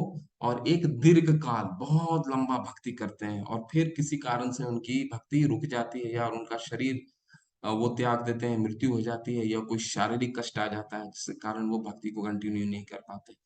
तो इनकी गति क्या होगी, भगवान ये दो लोगों को बताते हैं। पहला क्या है, देखिए अर्जुन ने कहा है कृष्ण, उस असफल योगी की गति क्या है जो प्रारंभ में श्रद्धा पूर्वक आत्म साक्षात्कार की विधि ग्रहण करता, किंतु बाद में भौतिकता के कारण उसे विचलित हो जाता और योग सिद्धि को प्राप्त नहीं कर पाता। तो भगवान दो कैटेगरी में बताते हैं। पहला क्या है? असफल योगी पवित्र आत्माओं के लोगों के अनेकानेक वर्षों तक भोग करने के बाद या तो सदाचारी पुरुषों के परिवार में या धनवान के कुलों में जन्म लेता है, अथवा वह ऐसे योगियों के कुल में जन्म लेता है जो अति बुद्धिमान। निश्चय ही इस संसार में ऐसा जन्म दुर्लभ है। तो दो कैटेगरी में वो बांटते हैं भगवान। पहला, जो छोटे समय के लिए भक्ति करता है, वो क्या कह रहे हैं भगवान? पाप पुण्य कृताम लोकाम उषित्वा शाश्वते समाम सुचिनाम श्रीमताम गेहे योगो भ्रष्ट अभिजायते। जो छोटे समय के लिए भक्ति करता है, उसको मैं अगले जन्म में दोबारा अपॉर्चुनिटी देता हूँ। शुचि नाम श्रीमताम, यानी कि एक धनवान परिवार में उसका जन्म होता है, और नहीं तो एक ब्राह्मण परिवार में जन्म होता है, जहां पे उसको क्या है, उसे जीवोपार्जन के लिए स्ट्रगल नहीं करना पड़ता। अब किसी को जीवोपार्जन मतलब लाइवलीहुड के लिए किसी को अगर स्ट्रगल करना पड़े, तो भक्ति कैसे कर पाएगा? तो उसको दिन का वही चिंता लगे रहेगा कि भाई दिन में मेरा कितना आ रहा है, कितना जा रहा है, तो वो भगवान का नाम पे जब कैसे लगा पाएगा नाम? भगवान कहते हैं कि जो थोड़े समय के लिए भी भक्ति करता है, उसको मैं ऐसे परिवार में अगले जन्म में जन्म देता हूँ, ताकि वो अगले जन्म में दोबारा अपॉर्चुनिटी पाए, उसको मौका मिले और वो भक्ति कर सके। दूसरा, जो बहुत दीर्घकालीन समय के लिए करता है, उसके लिए क्या है, उसको मैं वैष्णव परिवार देता हूँ। शुरू से ही ऐसा परिवेश देता हूँ जहाँ पे भक्ति ऑलरेडी होती है। ठीक है। ऐसे परिवार में जन्म लेने से वो स्वतः ही भक्त के रूप में ही विकसित कर सकता है। अब जैसे प्रभुपाद जी, इनका परिवार क्या था, वैष्णव परिवार था। उनके गुरु भक्ति सिद्धांत सरस्वती ठाकुर, उनका जन्म किसके कहाँ पे हुआ था, उनके पिता भक्ति विनोद ठाकुर, जो हमारे आचार्य परंपरा के बहुत प्रमुख आचार्य हैं। उनके पिता, उन्होंने बहुत ग्रंथ लिखी और भौतिक जगत में बहुत सफल थे। अंग्रेजों के टाइम पे वो कलेक्टर थे। तो इनका जन्म क्या होता है, पहले से ही ऐसा परिवार में होता है ताकि वो भक्ति शुरू से ही कर सके। तो ये दो तरीके बताते हैं। अब क्या है, अब श्रेष्ठतम की ओर जा रहे हैं। अभी तक हमने पढ़ लिया, क्या क्या पढ़ लिया, कर्म योग पढ़ लिया, ज्ञान योग पढ़ लिया, अष्टांग योग पढ़ लिया। तो सभी योग की प्रणीति क्या है, सब भक्ति की ओर ही जाते हैं, एक सीढ़ी है। कर्म में क्या करते हैं, कर्म में हम भगवान के लिए कर्म करते हैं, और भगवान के लिए कर्म करते हैं, और फिर हम तैयार होते हैं भगवान के लिए, फिर ज्ञान लेने के लिए तैयार होते हैं। ठीक है। फिर ज्ञान लेते हैं, ज्ञान के द्वारा और हमारी उन्नति होती, तो फिर अष्टांग योग पद्धति लोग अपनाते हैं। अष्टांग योग की चरम एंड ऑब्जेक्टिव क्या है, समाधि, यानी भगवान की प्राप्ति। ठीक है। तो ये एक लैडर है। लेकिन कृष्णा भावनामृत अलग है। वो क्या है, वो इन चीजों को फॉलो नहीं करता, वो सीधा भक्ति को फॉलो करता है। ठीक है। भगवान के लिए शुरू से ही भक्ति करता है, भगवान का नाम का चैंटिंग करता है, भगवान की आरती करता है, भगवान के लिए ही कर्म करता है, उनको सजाता है, उनके लिए फूल लेके आता है, उनको प्रसाद प्रसाद भोग चढ़ाता है, उनके लिए ज्ञान लेता है, उनके ग्रंथों को श्रवण और कीर्तन करता है। ठीक है। तो वो क्या है, वो लिफ्ट ले लेता है। ये धीरे धीरे सीढ़ी चढ़ने वाला नहीं, कर्म करेंगे, फिर ज्ञान लेंगे, फिर अष्टांग योग करेंगे, फिर भक्ति। ये लिफ्ट लेता है शुरू से ही, वो लिफ्ट की, और लिफ्ट से डायरेक्ट वो भक्ति योग के जाता है। ठीक है। तो भक्ति योग के अंदर ही ये सारे आते हैं। जैसे 100 रुपए का नोट है, 100 रुपए के नोट में 10 रुपए के नोट भी आते हैं, 50 रुपए के नोट भी आते हैं। उसी तरह भक्ति योग के अंदर ही कर्म योग भी आता है, ज्ञान योग भी आता है, और अष्टांग योग भी आता है। ठीक है। भक्ति योग जो है उस सबकी चरम है, वो परिणति है, बेसिक ऑब्जेक्टिव है, सबका एंड पॉइंट है भक्ति। ठीक है।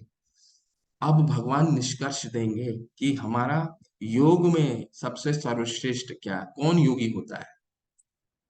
बहुत सुंदर श्लोक है ये, बहुत सुंदर श्लोक है, जहां पे भगवान अपना निष्कर्ष बताते हैं कि योगियों में सबसे सर्वश्रेष्ठ कौन है। और ये कल से हम इसी पे चर्चा करने वाले हैं। योगी नाम अपि सर्वेशा मद्गतेरंतरात्मनाम श्रद्धावान भजते यो माम सह मे युक्तमो मतः। और समस्त योगियों में से जो योगी अत्यंत श्रद्धा पूर्वक मेरे परायण है, अपने अंतकरण में मेरे विषय में सोचता है और मेरे दिव्य प्रेमा भक्ति करता है, वो योग में मुझसे परम अंतरंग रूप में युक्त रहता है और सबों में सर्वोच्च है। यही मेरा मत है। बहुत सुंदर, ये जो आप पेंटिंग देख रहे हैं, कितना सुंदर पेंटिंग है, ये रासलीला की पेंटिंग है, जहाँ पे भगवान कृष्ण अपने आप को कितने रूप में रूपांतरित किए हैं। एक भगवान कृष्ण देखिए, सभी गोपियों के साथ नृत्य कर रहे हैं।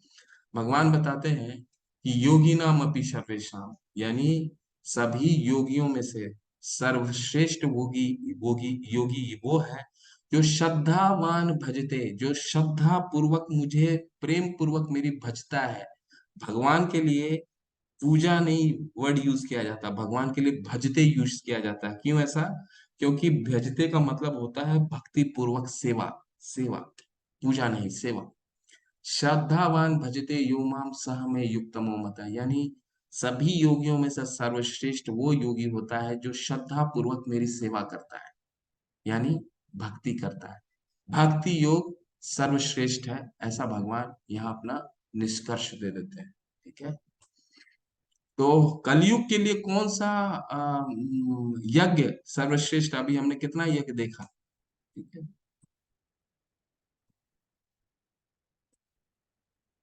देखिए बहुत सुंदर है, ये आता है कि अब चारों युग का कैरेक्टरिस्टिक आपको बताता हूँ। जो 4 युग हमने देखा, सतयुग, त्रेता युग, द्वापर युग और कलयुग। तो सतयुग में ये आता है भागवतम में, कृते यद धायतो विष्णु, यानी कि सतयुग में मेडिटेशन, जो हमने आज जिस चीज की चर्चा की, ध्यान योग, वो उस युग का धर्म था। कृते यद धायतो विष्णु, त्रेतायाम यजतो मखाय, यानी सेक्रीफाइसेस करना, बड़े बड़े यज्ञ करना, वो त्रेता युग में था, जिस युग में भगवान राम आए थे। उस युग का युग धर्म था। ठीक है, बड़े बड़े यज्ञ होते थे, सेक्रीफाइसेस होते थे, बहुत धन लगता था। ठीक है। इसके बाद आते हैं क्या, द्वापरे परिचर्यायाम। द्वापर जिसमें महाभारत हुआ, उसमें उसका युग धर्म क्या था?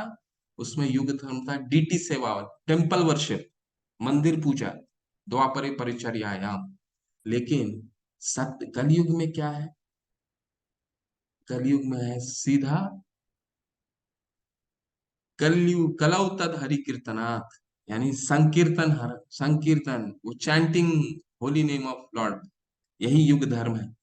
कहने का तात्पर्य ये है कि जो जो पुण्य, जो फल हमें सतयुग में मेडिटेशन से मिलता है, वही फल हमें सिर्फ भगवान का नाम लेने से इस युग में मिल जाएगा। जो फल त्रेता युग में यज्ञ करने से मिलता है, वो कलयुग में वही हमें संकीर्तन यज्ञ करने से मिल जाएगा।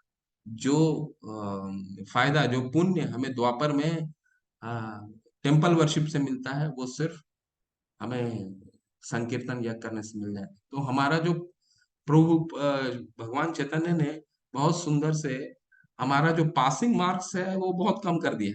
पहले सतयुग में बताइए, मेडिटेशन करना पड़ता था तो भगवान को ध्यान, भगवान का हमें प्राप्ति हो सकती थी। ठीक है, 10-10 हजार साल, तो वहां 90% था क्वालिफाइंग मार्क्स। फिर नीचे आते आते आते अभी भगवान चैतन्य ने हमें 35% कर दिया। सिर्फ हरि का नाम लो और तुम युग धर्म, कल युग, कलि युगे युगे धर्म नामे रे प्रचारा, ताथी लागे पीता वर्ण चैतन्य अवतारा। ये चैतन्य महाप्रभु ने जो पित्त वर्ण येलो ड्रेस पहन करके आए थे, उन्होंने ये युग धर्म दिया। हमारा क्वालिफाइंग मार्क्स जो है बहुत कम कर दिया। और उनको मालूम था कि आगे आने वाले जो एज है, वो बहुत ही लोगों का अल्पायुष होने वाला है। ठीक है। तो कलयुग में लोगों को केवल परमेश्वर के पवित्र नामों का जाप करना चाहिए। वो जाप क्या है?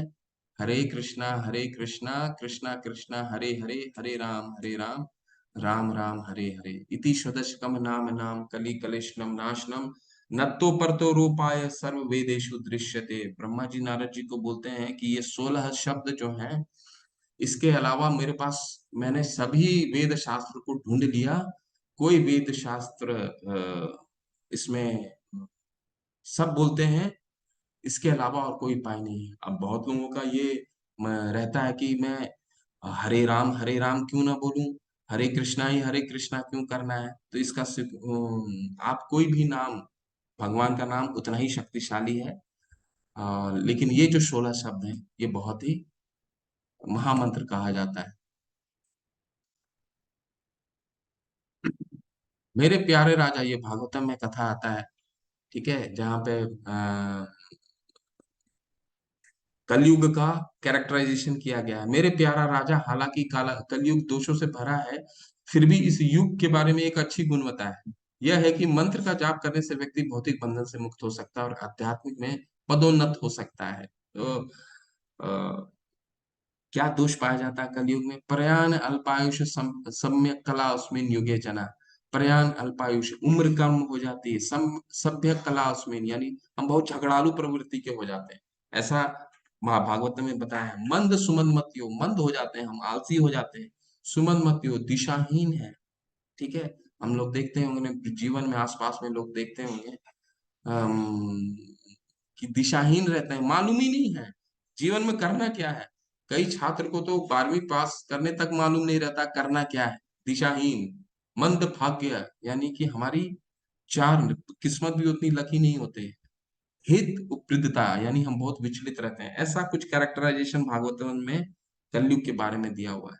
ठीक है। भगवान कह रहे हैं यहाँ पे सुखमुनि, जो जिन्होंने सुखमुनि परीक्षित महाराज को कह रहे हैं कि कलयुग में सिर्फ हम वही भगवान का, हरि का नाम लेंगे तो वो सारे हमें पुण्य वही प्राप्त होंगे जो सतयुग में होता था, द्वापर में, त्रेता में यज्ञ से होता है या मेडिटेशन से होता है। ठीक है। तो हरे कृष्णा मंत्र का जाप कैसे करना है? हरे कृष्णा ये तो आपको जान ही गए होंगे। और पंच तत्व का मंत्र करना है। सुमेरु मात्रा माला में पंच तत्व होता है। जय श्री कृष्ण चैतन्य, ये लिख लीजिए आप, जिसको जिसको अगर नहीं है इसको लिख लीजिए, आपके पास पीडीएफ और पीपीटी भी आएगा। इसको लिख करके हमेशा प्रयास कीजिए इसको करने का। श्री कृष्ण चैतन्य प्रभु नित्यानंदा श्री अद्वैत गदाधर शिवासादि भक्त वृंद। ठीक है। थोड़ा जोर जोर से जप कीजिए ताकि सुन पाइएगा, लाउडली सुन पाइए। मंत्र को सुनने का प्रयास कीजिए और बड़ा आराम से कीजिएगा, अच्छे से कीजिए, ऐसे कीजिए। ऐसे नहीं हरे कृष्ण हरे कृष्ण हरे कृष्ण हरे हरे राम राम राम राम हरे हरे कृष्ण हरे कृष्ण हरे राम, ऐसा नहीं। हरे कृष्णा कृष्णा कृष्णा हरे हरे हरे राम राम राम। और नहीं तो आपको मन में भी नहीं करना है, ऐसे नहीं, सुनना है। ठीक है। प्रत्येक नाम का अलग अलग उच्चारण करें, सम्मान, भक्ति और एकाग्रता के साथ जप करें। ठीक है। तो एक व्यक्ति जो आध्यात्मिक आध्यात्मिक रूप से जिज्ञासु है, वह सबसे बुनियादी प्रकार की सेवा में शुरू होता है, जो कर्म योग है। अपनी क्षमता के अनुसार वह प्रभु के लिए काम करता है, भगवान के लिए फूल चढ़ाना, मंदिर की सफाई करना, दान देना आदि करना। इसका अभ्यास करते हुए वे कई, ये कृष्ण भावनामृत समझा रहे हैं आपको, पहले वो कर्म कैसे कर रहा है देखिए। इसका अभ्यास करते हुए कई ज्ञानियों ज्ञानियों से मिलता है और ज्ञान योग में ज्ञान जुट जाता है। वह धीरे धीरे ये समझने लगता है कि वह शरीर नहीं परमात्मा उसके हृदय में रहता है और वह इस बात को महसूस करना चाहता है। वह कृष्ण के समक्ष समर्पण कर देता है और भक्त बन जाता है और सबसे उच्च योग साधना में शामिल होता है। यही भक्ति योग है। भक्ति योग में लोग क्या करते हैं? शुरू में कर्म करते हैं भगवान के लिए, भगवान के अर्च विग्रहों को सजाना, उनके लिए उनकी डीडी सेवा करना, फिर ज्ञान लेना और फिर भगवान को श्रवण और कीर्तन, भगवान के नाम का जाप करना। ठीक है। तो प्रभुपाद जी क्या कहते हैं इस अध्याय के बारे में? भक्ति योग समस्त योगों की परिणति है। तो भगवान ने बता दिया ना, योगी नाम अपि सर्वेशम मत गतेरंतरात्मना श्रद्धावान भजते यो माम सह में युक्तमो मत। जो मेरी श्रद्धा पूर्वक मुझे भजता है वही योगियों में सबसे सर्वश्रेष्ठ है। अन्य योग जो भक्ति योग के प्रति के अन्य योग तो भक्ति योग में भक्ति तक पहुंचने का साधन मात्र है। योग का वास्तविक अर्थ भक्ति योग है। अन्य सारे योग भक्ति योग रूपी गंतव्य की दिशा में अग्रसर होते हैं। कर्म योग से लेकर भक्ति योग तक का लंबा रास्ता आत्म साक्षात्कार तक जाता है। निष्काम कर्म योग इस रास्ते का आरंभ है। कोई बिरला भाग्यशाली वैदिक विधान के अनुसार भक्ति योग के पथ को स्वीकार करके कृष्ण भावना भावित हो पाता है। आदर्श योगी श्याम सुंदर कृष्ण में अपना ध्यान एकाग्र करता है। उनके अंगों को प्रदीप्त करने वाली उनकी ज्योति ब्रह्म ज्योति कहलाती है। वे राम, नरसिंह, वाराह तथा शिव भगवान कृष्ण जैसे विभिन्न रूपों में अवतरित हैं। वे सामान्य व्यक्ति की भांति माता यशोदा के पुत्र रूप में जन्म ग्रहण करते हैं और कृष्ण, गोविंद तथा वासुदेव के नाम से जाने जाते हैं। वे पूर्ण बालक, पूर्ण पति, पूर्ण सखा तथा पूर्ण स्वामी हैं और वे समस्त ऐश्वर्यों तथा दिव्य गुणों से ओतप्रोत हैं। जो श्री भगवान के इन गुणों से पूर्णतया अभिज्ञ रहता है वो सर्वोच्च योगी कहलाता है। योगी की यही सर्वोच्च दशा केवल भक्ति योग से ही प्राप्त की जा सकती है, जिसकी पुष्टि वैदिक साहित्य से होती है।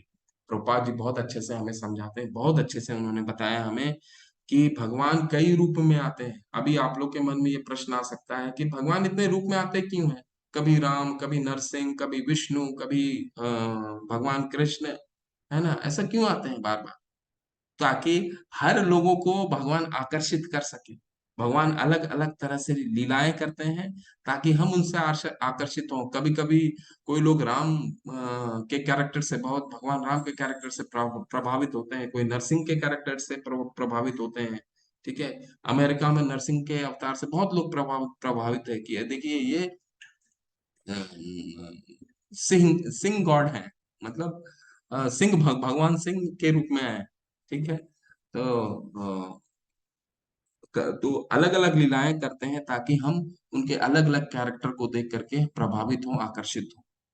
ठीक है। और ये आकर्षण ये भगवान इसीलिए लीलाएं करते हैं ताकि हम उनका नाम, गुण, रूप और लीलाओं को बार बार श्रवण करने और उनको सुनने और समझने के लिए हम ललाहित रहें।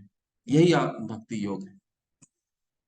हरे कृष्णा। इसके साथ ही ये आपका एक सेक्शन कंप्लीट होता है, कर्म योग।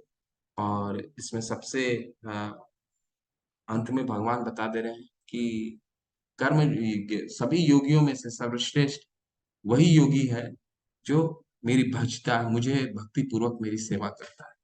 ठीक है। तो ये आपका पहला सेक्शन खत्म होता है। कल से भगवान जो बेस्ट योग है उसके बारे में कल से चर्चा करेंगे, यानी भक्ति योग। अगर आप लोगों का कोई प्रश्न है तो प्लीज हैंड रेस करिएगा।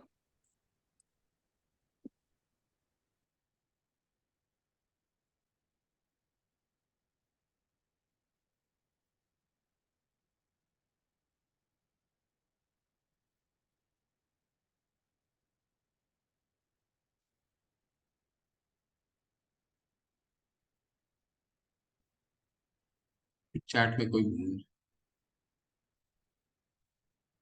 नी, नी, नी, नी, नहीं नी, प्रभु जी, चैट में भी कोई नहीं है, किसी का हैंड रेस भी नहीं है अभी तो। राज प्रसाद के परम पिता ब्रह्मा के प्योर जीवन काल में असंख्य बार चारों युग होते हैं, असंख्य बार प्रभु जन्म लेते हैं, असंख्य बार सब कुछ वैसा ही होता है। आखिर क्यों? सब वही चीज शुरू से अंत तक। सब चीज, सब एक बार, हर युग में अलग अलग लीलाएं होती हैं प्रभु। जो हम लीलाओं का राज प्रसाद प्रभु, जो लीलाओं का हम श्रवण कर रहे हैं, वो ये 7वें मनवंतर का 28वें दिव्य युग का, चतुर्युग का लीलाओं का श्रवण कर रहे हैं। हर युग में भगवान अलग करते हैं। अब जैसे चैतन्य महाप्रभु इस युग में भगवान कृष्ण के रूप में आए। अगला जो दिव्य युग आने वाला है उसमें भी भगवान कृष्ण के रूप में आएंगे, लेकिन इसके बाद वाले में भगवान नारायण के रूप में अपनी लीलाओं को करेंगे। तो लीलाएं अलग होती हैं हर युग में। हम इस युग की आ, लीलाओं को श्रवण कर रहे हैं। चारों युग होते हैं। ठीक है, ऐसा है। नीलिमा माता जी, हरे हाँ, कृष्ण। हरे कृष्णा प्रभु जी, दंडवत प्रणाम। दंडवत प्रणाम प्रभु जी, माता जी। ये क्लास से रिलेटेड भी है और प्लस क्लास से रिलेटेड नहीं बोल सकती, मेरा पर्सनल थोड़ा है। जैसे प्रभु जी, पहले बहुत सारे चिट फंड थे ना प्रभु जी, हम लोग कोलकाता में, जैसे शारदा था, भीपजोर था। तो वो मैं खुद एजेंट थी, मैं खुद भी की हूँ और बहुत जन को भी उसमें कराई थी। तो अभी तो पैसा नहीं मिल रहा है प्रभु जी। तो अगर मान लीजिए मैं अगर 100 मेरी दीक्षा भी हो गई है श्रील जय पताका स्वामी गुरु महाराज से, तो क्या प्रभु जी मैं भक्ति करते हुए अगर, तो प्रभु जी अगर मैं इन लोगों को पैसा अगर नहीं दे सकी, तो मुझे तो उन्हें मुक्ति नहीं मिलेगी, फिर से मुझे जन्म लेके आना पड़ेगा प्रभु जी पृथ्वी में। अम, जैसे कर्म के रहस्य अगर हम लोग पढ़ते हैं तो है ना कि जितना भी रहता हम लोग को किसी न किसी रूप में आके उन लोगों का जो भी है पैसा, तो मुझे वो पैसा तो मेरे पास में नहीं है, बट मेरे ही द्वारा मतलब ये किया गया है। हम्म। तो तो क्या आप मुझे उसके लिए फिर से जन्म लेके आके उन लोग का फिर ऋण मतलब उतारना पड़ेगा? हमारे शास्त्र में तो आप माता जी दीक्षित हैं। देखिए, आप प्रयास जरूर कीजिए जिस तरह से उनका ऋण चुकाया जा सकता है। परंतु अगर हम भक्ति करते हैं, हमारी ऋण तो सिर्फ वही ऋण नहीं है ना, तो हमारे कई ऋण होते हैं। ठीक है। यस प्रभु। देखिए, अगर आप शास्त्र पढ़ेंगे तो कई ऋण होते हैं हमारे। पितरों की ऋण होती है हम पे। हाँ हाँ हमारे प्रभु जी, माँ बाप के हमारे ऋण ऋण होती है हमारे। ऋण होते अ, हैं। हमारे रिलेटिव्स की पूर्वजों के, अरे हाँ। ऋण होते हैं। तो ऐसे ऋण चुकाने हम लगे आए। हम भक्ति करते हैं तो सबका ऋण चुक जाता है, ये अपने आप स्वतः ही चुक जाता है। परंतु अगर आपको लग रहा है कि इनको किसी तरह आप सक्षम है इनको वापस करने के लिए, तो जरूर जरूर प्रयास कीजिए।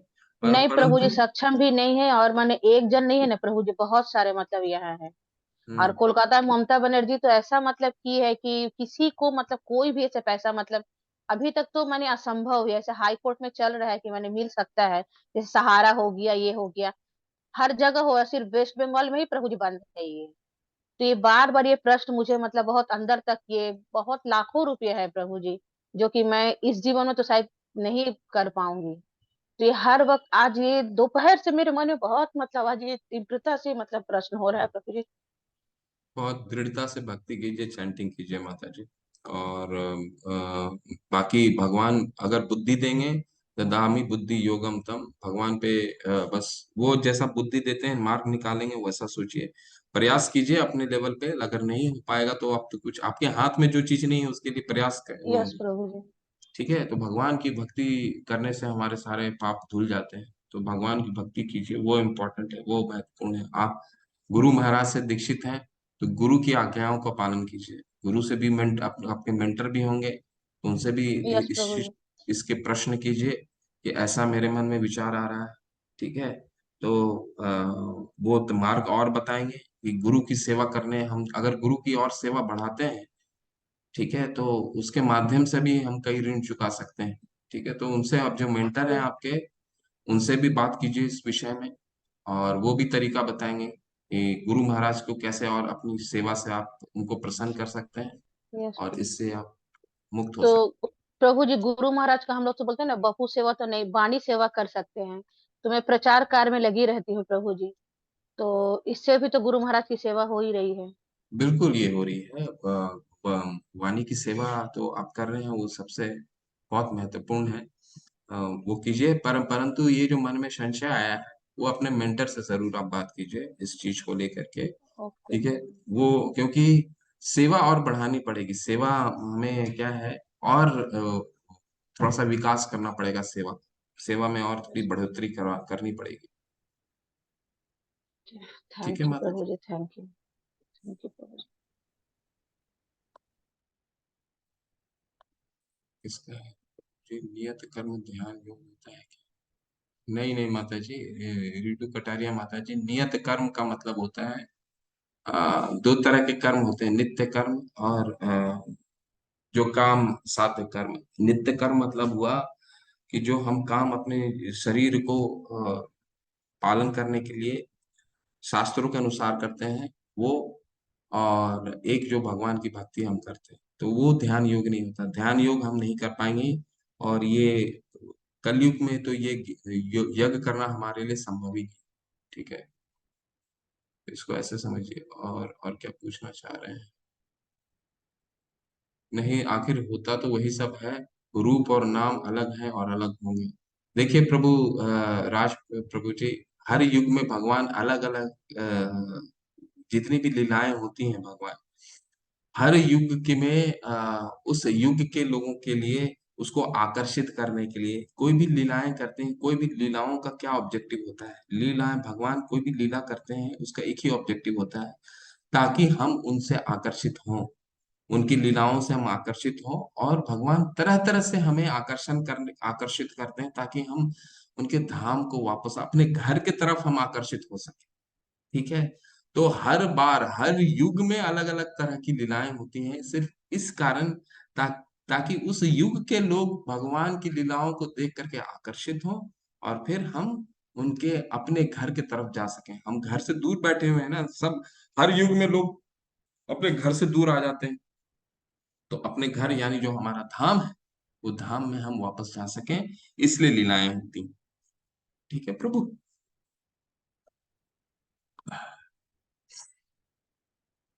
अन्नपूर्णा माता जी, और किसी का निर्गुण माता जी, और किसी का है क्या? अन्नपूर्णा माता जी, हरे कृष्ण माता। हरे कृष्णा। हरे कृष्ण हरे जी। कृष्णा गुरु जी। हरे कृष्ण माता जी, पूछिए। जैसे आपने आज बताया कि हमें भगवान की सेवा जैसे विग्रह सेवा करनी है, नाम चैंटिंग करनी है, और जितना हो सके भगवान का मतलब उनको सजाना संवरना पूजन करना। तो सर हम जो है प्रभु जी हम टीचर हैं, सुबह अर्ली मॉर्निंग चले जाते हैं नाम चैंटिंग, जब हम घर में किचन में काम कर रहे होते हैं तो नाम चैंटिंग कर रहे होते हैं, भजन सुन रहे होते हैं 1 डेढ़ घंटा। पर पूजन करने का बहुत अधिक समय नहीं मिल पाता है हमको कि विग्रह सेवा करने का। जी जी। तो इसके लिए मैं क्या करूं? देखिए, जितना कर रहे हैं वो सिंसियरिटी से कीजिए। अगर समय नहीं मिल रहा है, कोई बात नहीं, शाम को आके कीजिए। और शाम शाम को आके कीजिए। लेकिन भगवान को देखिए, हम पूजा सिर्फ डीटी सेवा से ही नहीं पूजा होता है। जो डीटी सेवा एक जो अर्श विग्रह की है, उस वो एक तरीका है अपने आप को इंगेज करने का। तो हमारे पास बहुत सारे है ना, 9 तरीके हैं। भगवान प्रहलाद महाराज बताते हैं ना, श्रवण, कीर्तन, विष्णु स्मरणम, पाद सेवनम, अर्चनम, वंदनम, जी। साक्ष्यम, आत्मनिवेदनम। मैं आप कोई भी पकड़िए, श्रवण श्रवण और कीजिए ना, कीर्तन तो करते हैं। श्रवण कीजिए श्रवण आप, और श्रवण कीर्तन, हाँ। बस ठीक है, भक्ति कीजिए। श्रवण मात्र से परीक्षित महाराज, श्रवण मात्र से ही 7 दिन उनको जब समय मिला था, 7 दिन की जीवनी थी हाँ, उनकी, तो और 7 दिन में सिर्फ वो श्रवण किए थे। श्रवण से ही भगवान भगवत को, है ना। भगवत का पाठ किया था, श्रीमद् भागवत हाँ पुराण का। जी। तो आप श्रवण कीजिए, जो समय मिलता है, शाम के समय मिलता है, क्योंकि स्वधर्म का पालन करना भी इम्पोर्टेंट है ना। आप जो टीचर का कार्य करें वो भी इम्पोर्टेंट है, महत्वपूर्ण है। स्वधर्म का पालन कीजिए, लेकिन श्रवण जरूर करते रहिए। जो आपको, जो भी एक कोई उठा लीजिए और उसके द्वारा भगवान की भक्ति कीजिए। श्रवण के द्वारा ही कीजिए, कीर्तन के द्वारा कीजिए, जी। कोई भी पाठ उठा सकते हैं। अर्चनम वंदना भी करना, अर्चनम होता है डीटी सेवा, ठीक है। जी। अर्चनम जो है वो डीटी सेवा, वो एक विधि है, लेकिन वो इम्पोर्टेंट है ऐसा नहीं है। सारे में से कोई भी एक चुन करके आप आगे बढ़ सकते धन्यवाद प्रभु जी। प्रभु जी, चैट में एक प्रश्न आ रहा है। हैं। अच्छा अच्छा। मीनाक्षी मिश्रा माता जी ने पूछा, प्रभु जी हरे कृष्णा, मेरा नाम जब कंटिन्यू नहीं रह पाता। भगवान में असीम आस्था है, पर कभी कभी निराशा हो जाती है, मन नहीं लगता है चैंटिंग या पूजा में।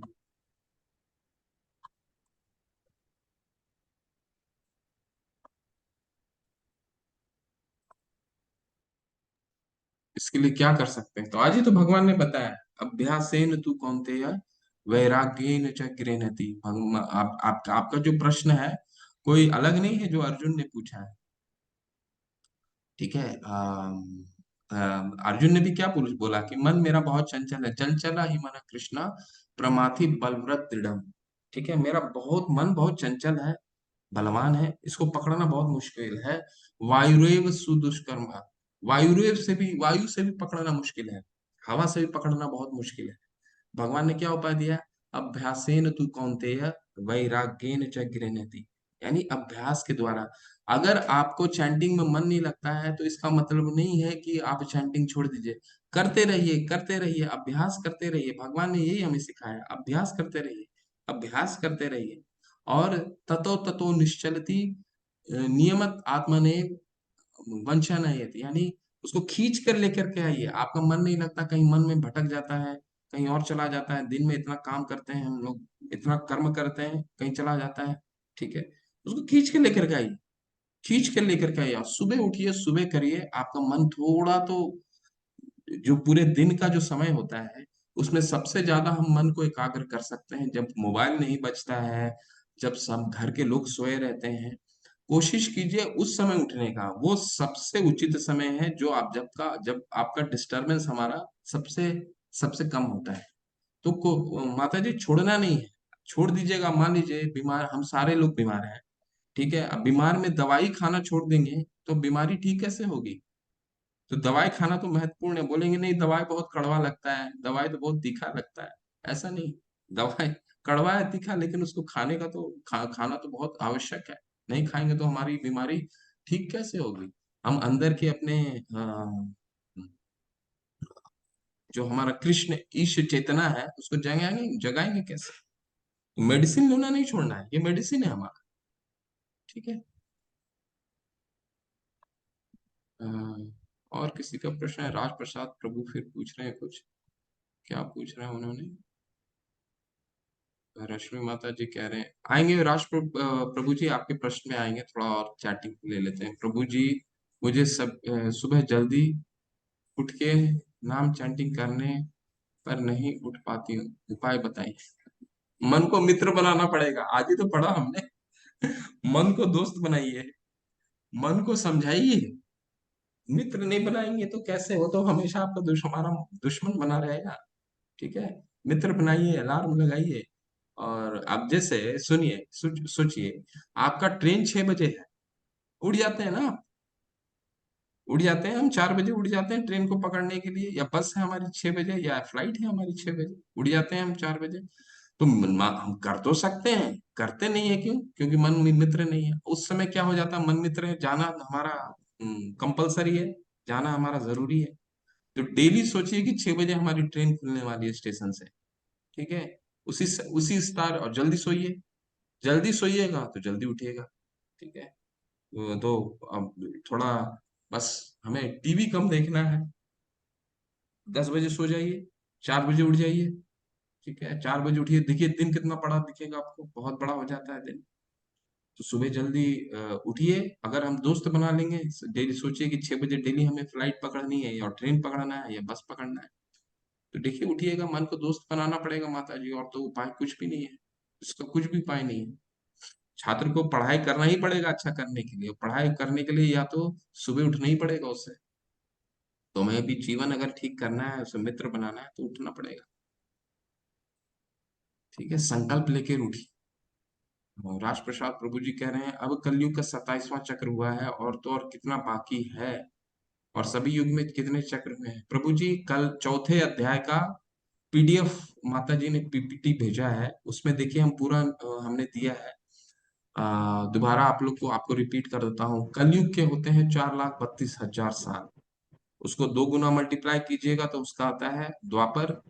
कलयुग का 3 गुना मल्टीप्लाई कीजिएगा तो आएगा आपका त्रेता, और कलयुग का 4 गुना गुना कीजिएगा तो आता है सतयुग, 17 लाख।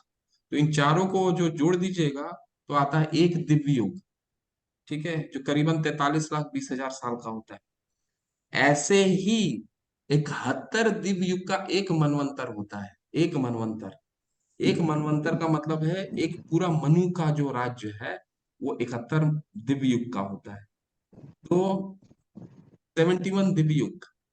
अभी हमारा टोटल 14 मनवंतर होते हैं ब्रह्मा जी के एक जीवन में, 14 मनवंतर है। अभी 7वां मनवंतर चल रहा है, 7वां मनवंतर का 28वां दिव्य युग चल रहा है, ठीक है? तो एक एक मनवंतर में मैंने कितना बताया आपको, 71 दिव्य युग, उसमें से 28 कंप्लीट हो चुकी हैं, उसको माइनस कर लीजिए, उतना बचा हुआ है इस युग का, 71 माइनस 28, ठीक है? तो 28, 11 में 8 गया तो कितना बचा, 3, अब 6 और 2, लगभग आपको 43 लाख साल बचा हुआ है ना? तो 43 दिव्य, 28वां दिव्य युग है, यानी अभी आपका 43 दिव्य युग बचे हुए हैं, ठीक है? प्रभु गणित देख लीजिए कैसा है। प्रभु जी, संगीता छाबरा का एक क्वेश्चन है, जी माता जी। एड्रेस करा हुआ है उन्होंने। हरे कृष्ण। संगीता माता जी पूछिएगा। हरे कृष्ण प्रभु जी। हरे कृष्ण माता जी। प्रभु जी, मेरे को ये पूछना था कि जैसे मेरे घर का रूटीन थोड़ा सा लंबा है। जैसे मैं सुबह 5 बजे उठती हूँ और रात में 11:30-12 बजे तक अलग अलग हाउस मेंबर्स का कुछ ना कुछ चलता ही रहता है। तो मैं जब उठती हूँ तो उस समय से लेकर जब तक सोने जाती हूँ, मैं मन में चैंटिंग भी करती रहती हूँ। तो वो भक्ति में मानी जाएगी कि नहीं मानी जाएगी? बिल्कुल मानी जाएगी माता जी, बिल्कुल मानी मतलब जाएगी। मैं कुछ भी कर रही होती हूँ, चाहे खाना बना रही होती हूँ या घर का कोई भी काम कर रही होती हूँ, तो जब मेरा मतलब हो पाता है तो मैं जोर जोर से करती हूँ, नहीं तो मैं मन में ही चैंटिंग करती रहती हूँ। तो वो माना जाएगा? हाँ हाँ माता जी, देखिए बिल्कुल माना जाएगा माता जी, इसमें कोई ये नहीं है। माला चैंटिंग जब हम माले पे करते हैं, तो बस अपने चैंटिंग को रेगुलेट कर पाते हैं कि हमने इतनी चैंटिंग करी, तो रेगुलेट हो जाता है, और मन को हम थोड़ा सा नियंत्रित कर पाते हैं। आप करके एक बार देखिएगा, जो आप मन में हम लोग चैंटिंग करते हैं तो वो डिस्ट्रैक्ट बहुत होते हैं, लेकिन वही चीज अगर हम हाथ से माला को करते हैं तो हमारा थोड़ा मन एकाग्र होता है, क्योंकि हम माला जब घुमाते हैं ना, तो एकाग्रता आती है, ठीक है? ये आप व्यवहारिक प्रैक्टिस में जब लाएंगे तब आपको इसका डिफरेंस पता चलेगा। परंतु आप जो कर रहे हैं वो भी भक्ति है माता जी, ऐसा कोई नहीं है कि आप मन में अगर कर रहे हैं तो वो नहीं, बिल्कुल कर रहे हैं, लेकिन एकाग्रता आती है चैंटिंग करने से माले पे। पर अभी इस अध्याय में तो हम लोग ने पढ़ा कि जो मन में होता है उसको नहीं माना जाता है। मन में चैंटिंग को नहीं मानते हैं। नहीं, हमने कहाँ पढ़ा ऐसा हमने तो नहीं पढ़ा। हमने कहीं नहीं पढ़ा कि मन को चैंटिंग में नहीं, मन में अगर हमने मन हमें हमने ये पढ़ा है कि मन को बस भगवान की सेवा में लगाना है, मन को दोस्त बनाना है, मन को मित्र बनाना है। ये पढ़ा, ये नहीं है कि मन को चैंटिंग में लगाएं तो वो मन में कर रहे हैं कोई चीज तो उसको गिनती नहीं आएगा, ऐसा नहीं है। मन मन ही को तो लगाना है, उसी को तो मित्र बनाना है। जो भी हम काम कर रहे हैं वो मन को ही लगाने के लिए इतना प्रयास कर रहे हैं, सारा कुछ जो कर रहे हैं अभी जी माता जी ने भी बताया कि उनको इतनी तकलीफ हो रही है, तो मन में ही तो जी तकलीफ हो रही है। और जी उसको उस तकलीफ को दूर करने के लिए और सेवा लेना पड़ेगा भगवान का, तब वो तकलीफ दूर होगा। जी जी। ठीक है। धन्यवाद प्रभु जी। हरे कृष्ण। हरे कृष्ण। हरे कृष्ण प्रभु जी। हरे कृष्ण माता। हाँ प्रभु, मैं ऐसा पूछना चाहती हूँ आपसे कि मेरी हमेशा है ना तबीयत खराब ही रहती है। मतलब कभी सिर दुख रहा है, कभी पैर दुख रहे हैं, कभी पेट दुख रहा है, या कभी मन नहीं लग रहा है। मतलब हमेशा कुछ ना कुछ दवाइयाँ चालू रहती है। और कभी भी मैंने ऐसा नहीं सोचा है कि मैं खुद खा लूं। मैं हमेशा दूसरों को खिला के फिर खाने के बारे में सोचती हूँ, वो भले ही अपने बच्चे हो या दूसरे कोई हो। और दान पुण्य करने का भी मन काफी होता है और मैं करती भी हूँ, फिर भी पता नहीं काम धंधे में बरकत नहीं होती है।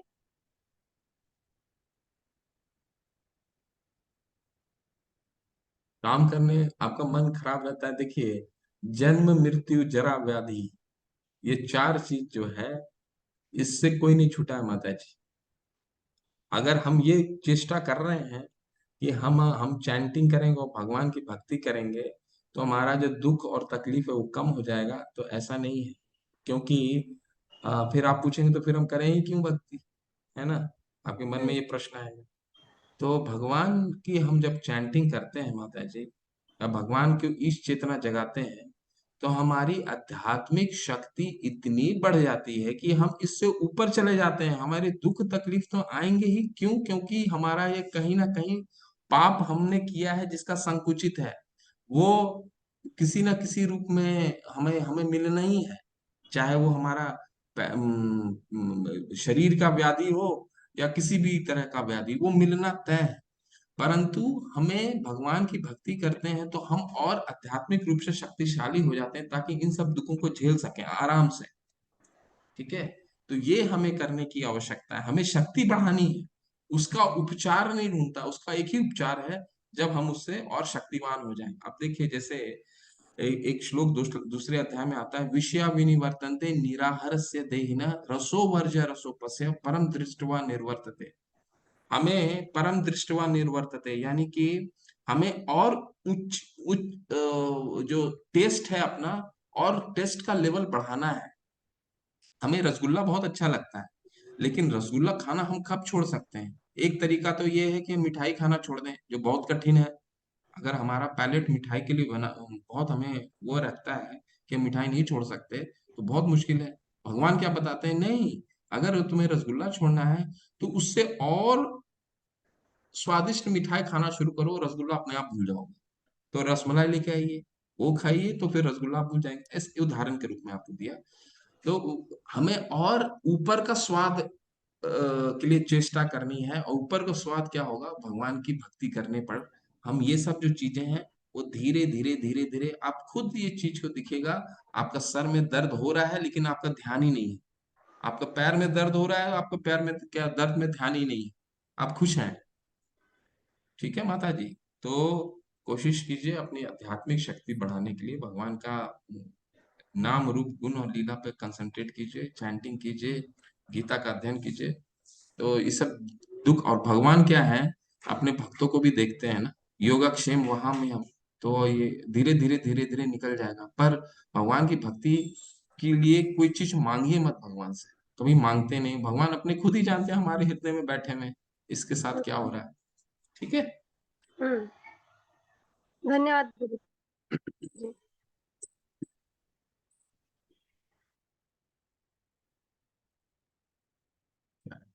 चैट में प्रश्न है ना माता जी, प्रभु जी, हम लोग को क्लास का पीडीएफ को तो मिल रहा है लेकिन ऑडियो मिल नहीं रही, मिल जाए तो बहुत अच्छा होगा, क्योंकि एक बार सुनने से याद नहीं रहता है, रिवाइज हो पाएगी अगर ऑडियो मिल जाएगा। वो मंदिर के तरफ से आएगा माता जी, निश्चित आएगा। हाँ, निर्गुण माता जी, आप थोड़ा सा कोऑर्डिनेट कर करके, वीडियो तो मैं भेज दे रहा हूँ सारा, तो कोऑर्डिनेट कर करके डलवा दीजिए चैट ठीक में। है प्रभु जी। हाँ जी। आ जाएगा माता जी। शैलजा माता जी, आप कुछ पूछना चाहते हैं माता जी? शैलजा माता जी ने हैंड रेस किया है। हैंड रेस तो नहीं आ रहा प्रभु जी किसी का। अच्छा अच्छा, और कुछ चैट में रह गए क्या माता जी? चैट में एक क्वेश्चन आ रहा है, वो समझ में नहीं आ रहा क्या पूछना चाह रहे हैं। किनका टीना है? कपूर माता जी, श्री चैतन्य प्रभु जी और प्रभु बड़ जी एक ही है क्या, ये अलग है एक ही की? मतलब ये क्वेश्चन सही समझ में नहीं आ रहा इनका।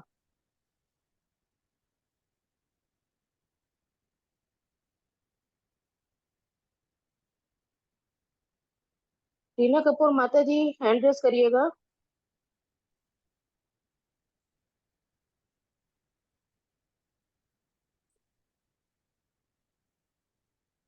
शायद है नहीं।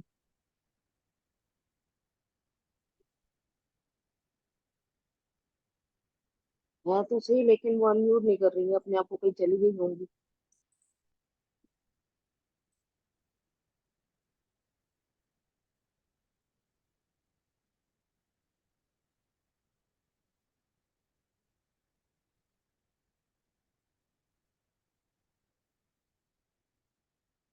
श्वेता प्रांश पे माता जी का एक क्वेश्चन मिस हो गया है कि चली गई।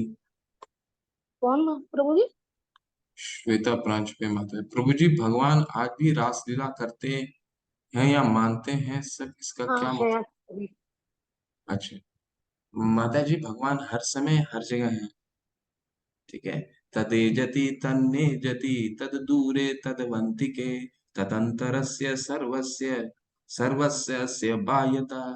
भगवान तदंतर, तदेजति तन्नेजति, उपनिषद में कहा गया है कि भगवान दूर भी हैं, भगवान पास भी हैं, ठीक है। भगवान बाहर भी हैं, बाहर अंदर भी हैं। तो भगवान हर समय लीला कर रहे हैं, और बस हमें भक्ति करनी है। और उनको अगर हम भक्ति करते हैं, तब हम उनको अपनी अ, इन चक्षुओं से, भक्ति के चक्षुओं से उनको देख पाएंगे। हम ऐसे देखना, हम इन इंद्रियों से तो नहीं देख पाएंगे, भक्ति के चक्षुओं से ही भगवान को हम समझ पाएंगे। उनकी लीलाएं हमेशा होती हैं, चलती रहती है ना। भगवान हर समय है, हर जगह है, एक छोटे छोटे कण में भी है, दूर भी है, पास भी है, अंदर भी है, बाहर भी है ना।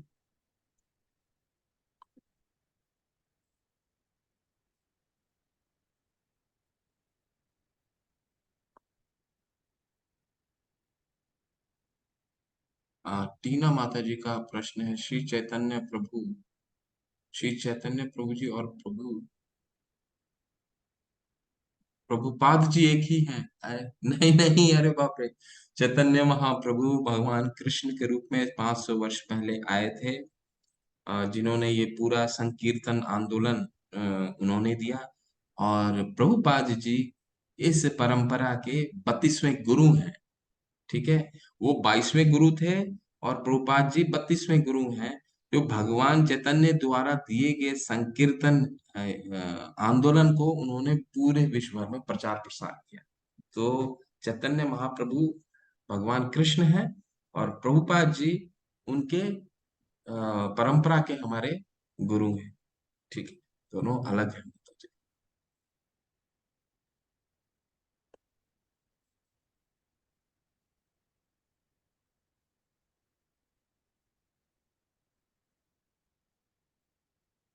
रासलीला मतलब क्या होता है? रासलीला मतलब भगवान लीला करते हैं, उसे रासलीला कहते हैं। रासलीला वैसे जो गोपियों के साथ उनकी जो रासलीला है ना, जो लीलाएं करते हैं गोपियों के साथ, वो रासलीला है माता जी। तो आज रासलीला बस इतना ही समझिए, क्योंकि अ, उसको समझाने के लिए मेरे पास मेरी इतनी शक्ति है नहीं, आध्यात्मिक ज्ञान भी नहीं है। और मैं उस टॉपिक को अटेम्प्ट भी नहीं करूंगा आज। बस रासलीला अगर समझना है आपको, लीला समझना है, रासलीला गोपियों के साथ जो भगवान की लीलाएं होती हैं उसे रासलीला कहते हैं, और श्रीमद् भागवतम के 10वें स्कंद में ये आता है। ठीक है,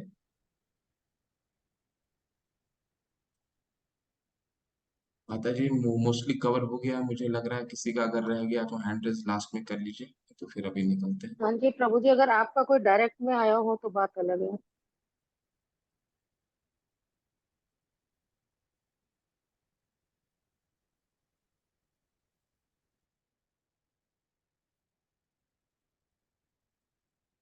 हाँ राज प्रभु, बताऊंगा आपको नर नारायण का ना, थोड़ा सा मुझे अध्ययन का समय दीजिए।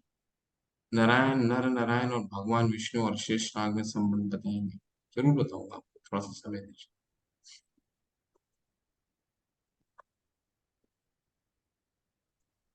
ठीक है माता जी, चलते हैं फिर। बिशप का अगर प्रभु जी कोई मैंने भी आपको एक डाला है आपके डायरेक्ट मैसेज में, मुझे प्लीज उसका आंसर दे दीजिए। डाला है।